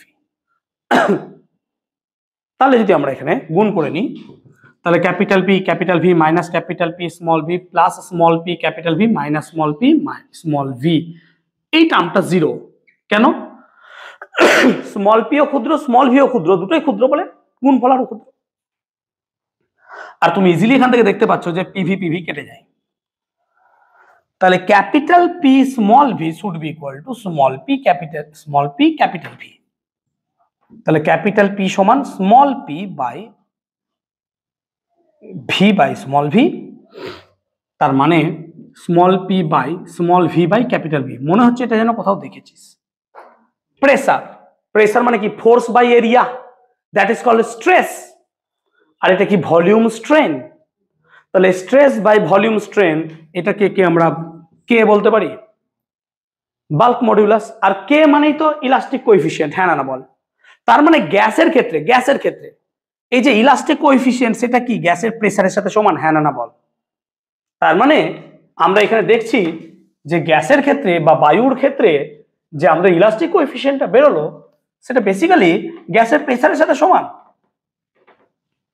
তো গ্যাসের প্রেসারের সাথে সমান হওয়ার কারণে আমরা এখানে ইলাস্টিক কোএফিসিয়েন্ট কে এর জায়গায় পি লিখতে পারবো এবং ভি বার করতে পারবো root over p by rho দ্বারা। পি এর ভ্যালু কত? না তো 1.013 into 10 to the power 6 9% square. Density কত? 0.00129 গ্রাম বাই সেমি কিউব, নাকি? এই দুটোর ভ্যালু যদি বসাই তাহলে স্মল ভির ভ্যালু প্রায় অ্যাপ্রক্সিমেটলি 280 মিটার পার সেকেন্ড দাঁড়ায়, যেটা অ্যাকচুয়াল ভ্যালু থেকে অনেক কম। শব্দের অ্যাকচুয়াল ভ্যালু কি করে বার করতে পারবো? না তো আমরা একটা কুয়োর কাছে গেলাম, কুয়োর গভীরতা মাপলাম এবং কি করলাম, আমরা একটা ঢিল ফেললাম, ঢিল নিচে পড়লো। ঢিল নিচে পড়ছে কিভাবে? না তো হাফ জিটি স্কোয়ার, হ্যাঁ না বল? তাহলে এখান থেকে কি আমি টি টাকা বার করতে পারবো? T1 সমান রুট ওভার 2h/g। পড়লো, সাউন্ডটা তারপর শুনতে পেলাম। পড়লো T1 এ, সাউন্ডটা কখন পেলাম? তাহলে জাস্ট সাউন্ড দেওয়ার পর ফেললাম, আওয়াজ পেলাম, বন্ধ করে দিলাম। তাহলে T1 গেল, আর পড়ার পর সাউন্ড T2 নিয়ে ওপরে উঠে এলো ভেলোসিটি V নিয়ে। তাহলে সেক্ষেত্রে H মানে কত? VT2। তাহলে T2 সমান কত? H/V। তাহলে T1 প্লাস T2 মানেই তো T, যেটা আমরা জানি স্টপ ওয়াচ।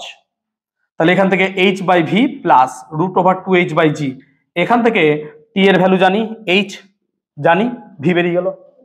এবং এখান থেকে V এর ভ্যালু ক্যালকুলেট করে দেখা গেছে প্রায় 320 মিটার পার সেকেন্ড, যেটা ডিজায়ার্ড থেকে অনেক কম, 280। তাহলে নিউটন কুছ তো গড়বড় কিয়া হোগা, কিছু ভুল করেছিল নিউটন। এবার নিউটনের এই ভুলটাকে সংশোধন করেছিলেন বিজ্ঞানী ল্যাপ্লাস, যেটাকে বলে ল্যাপ্লাসের সংশোধন। ল্যাপ্লাস কিভাবে সংশোধন করলেন? তিনি বললেন যে আমরা কথা বলছি অনর্গল দ্রুত, সো যেহেতু এটা একটা দ্রুত প্রসেস, তাহলে এখানে ভাইব্রেশনের ফলে যে এনার্জি তৈরি হচ্ছে সেটা বাইরে বেরোনোর সময়টুকুই তো পাচ্ছে না। তার ফলে আমরা যে কথাগুলো বলছি তার ফলে ঘরটা গরম হচ্ছে কেন? Adiabatic process, yes or no? কারণ এখানে টেম্পারেচার একই থাকছে না। তিনি তাহলে বললেন এটা অ্যাডিয়াবেটিক। তিনি কি বলেছিলেন? আইসোথার্মাল। সো ল্যাপ্লাস এই জায়গাটায় কারেক্ট করলেন। তিনি বললেন আমরা এটাকে অ্যাজিউম করব যে দ্যাট ইজ অ্যাডিয়াবেটিক। তাহলে অ্যাডিয়াবেটিকের ক্ষেত্রে ফর্মুলা কি হয় না? তো sir p v to the power gamma equal to p plus small p v minus small v to the power gamma. আমি কি করছি, এখান থেকে ভি টু দি পাওয়ার গামাটাকে বার করলাম, তাহলে 1 minus small v by capital v to the power gamma, p v to the power gamma কাটবো। তাহলে p সমান p plus small p 1 minus, ভালো করে দেখ, স্মল ভি ক্ষুদ্র আর ক্যাপিটাল ভি, তাহলে গামাটা নিচে নেমে আসবে। তাহলে 1 minus gamma small v by capital v. এবার গুণ করব, p minus gamma p small v by capital v plus p minus gamma small v by capital v, এবং এটা তো জিরো বাদ, আর এটা সমান পি। পি পি কেটে গেল, তাহলে ক্যাপিটাল পি সমান গামা, না স্মল পি, এটা নাকি স্মল পি সমান gamma capital p small v by capital v. অতএব ভালো কথা, গামা পি সমান আমি লিখবো স্মল পি, তাহলে এটা এখানে গুণ, এটা নিচে গুণ, by small v by capital v. দেখ এটাই পড়ে থাকে, ভালো কথা, ভিটা নিচে গেল, ভি উপরে গেছিল, মানে আবার নিচে পাঠিয়ে দিলাম। এটা মানে কি? ইলাস্টিক কোএফিশিয়েন্ট ই, বাল্ক মডুলাস, এবং অ্যাকর্ডিং টু ল্যাপ্লাস কারেকশন ই এর মান কত হলো? গামা পি, যেটা এখানে আসেনি, এখানে শুধু পি এসেছিল। সেই জন্য আমরা যদি এখন সাউন্ডের ভেলোসিটি ক্যালকুলেশনের ক্ষেত্রে ভি সমান বসাই, তাহলে root over gamma p by rho বসাবো, যেখানে আমি শুধুমাত্র আগে পি বসিয়েছিলাম। আর গামার ভ্যালু কত হয়? 1.3, 1.4। তার মানে এখানে গামার ভ্যালু যদি বসাই, তাহলে এর সাথে যদি 1.4 গুণ করা হয়, তাহলে ইজিলি বুঝতে পারছো কত আসবে, রুট 1.4, তাহলে অবভিয়াসলি 280। সো এটার ভ্যালু কত আসবে? 320 প্রায় মিটার পার সেকেন্ড।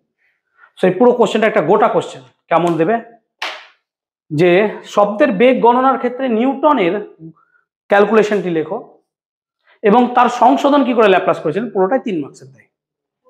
হ্যাঁ পুরোটা, এটাই গোটা কোশ্চেন আসে যদি এখান থেকে আসে, এন্ড এটা হচ্ছে সবচেয়ে ইম্পর্টেন্ট। এতদূর কি বোঝাতে পেরেছি আমি? এতদূর কি বোঝাতে পেরেছি আমি? চলো,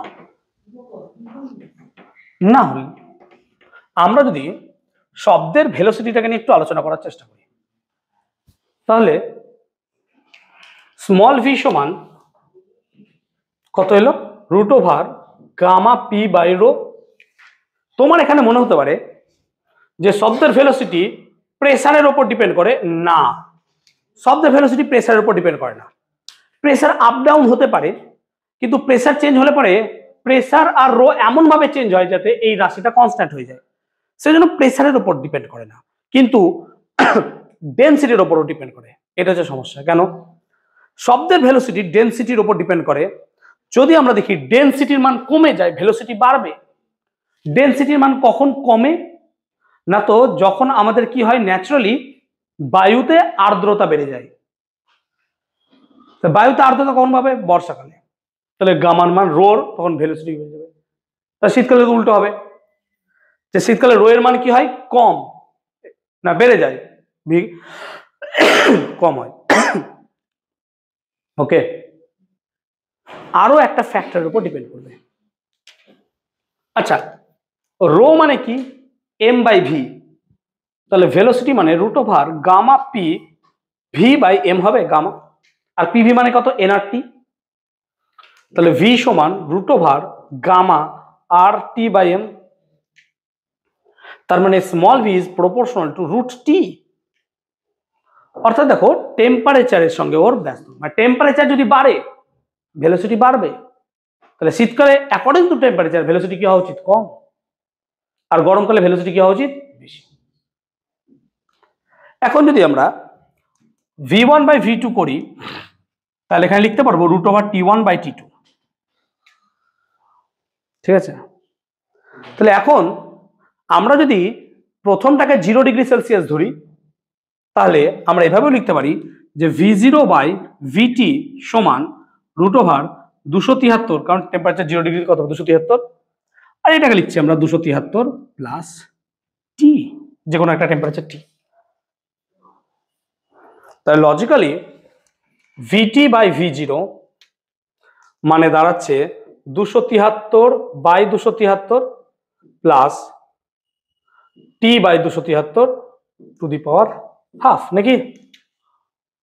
দেখ এরকমই দাঁড়ায়। তাহলে কত হইল 1 plus t/273 two the power half.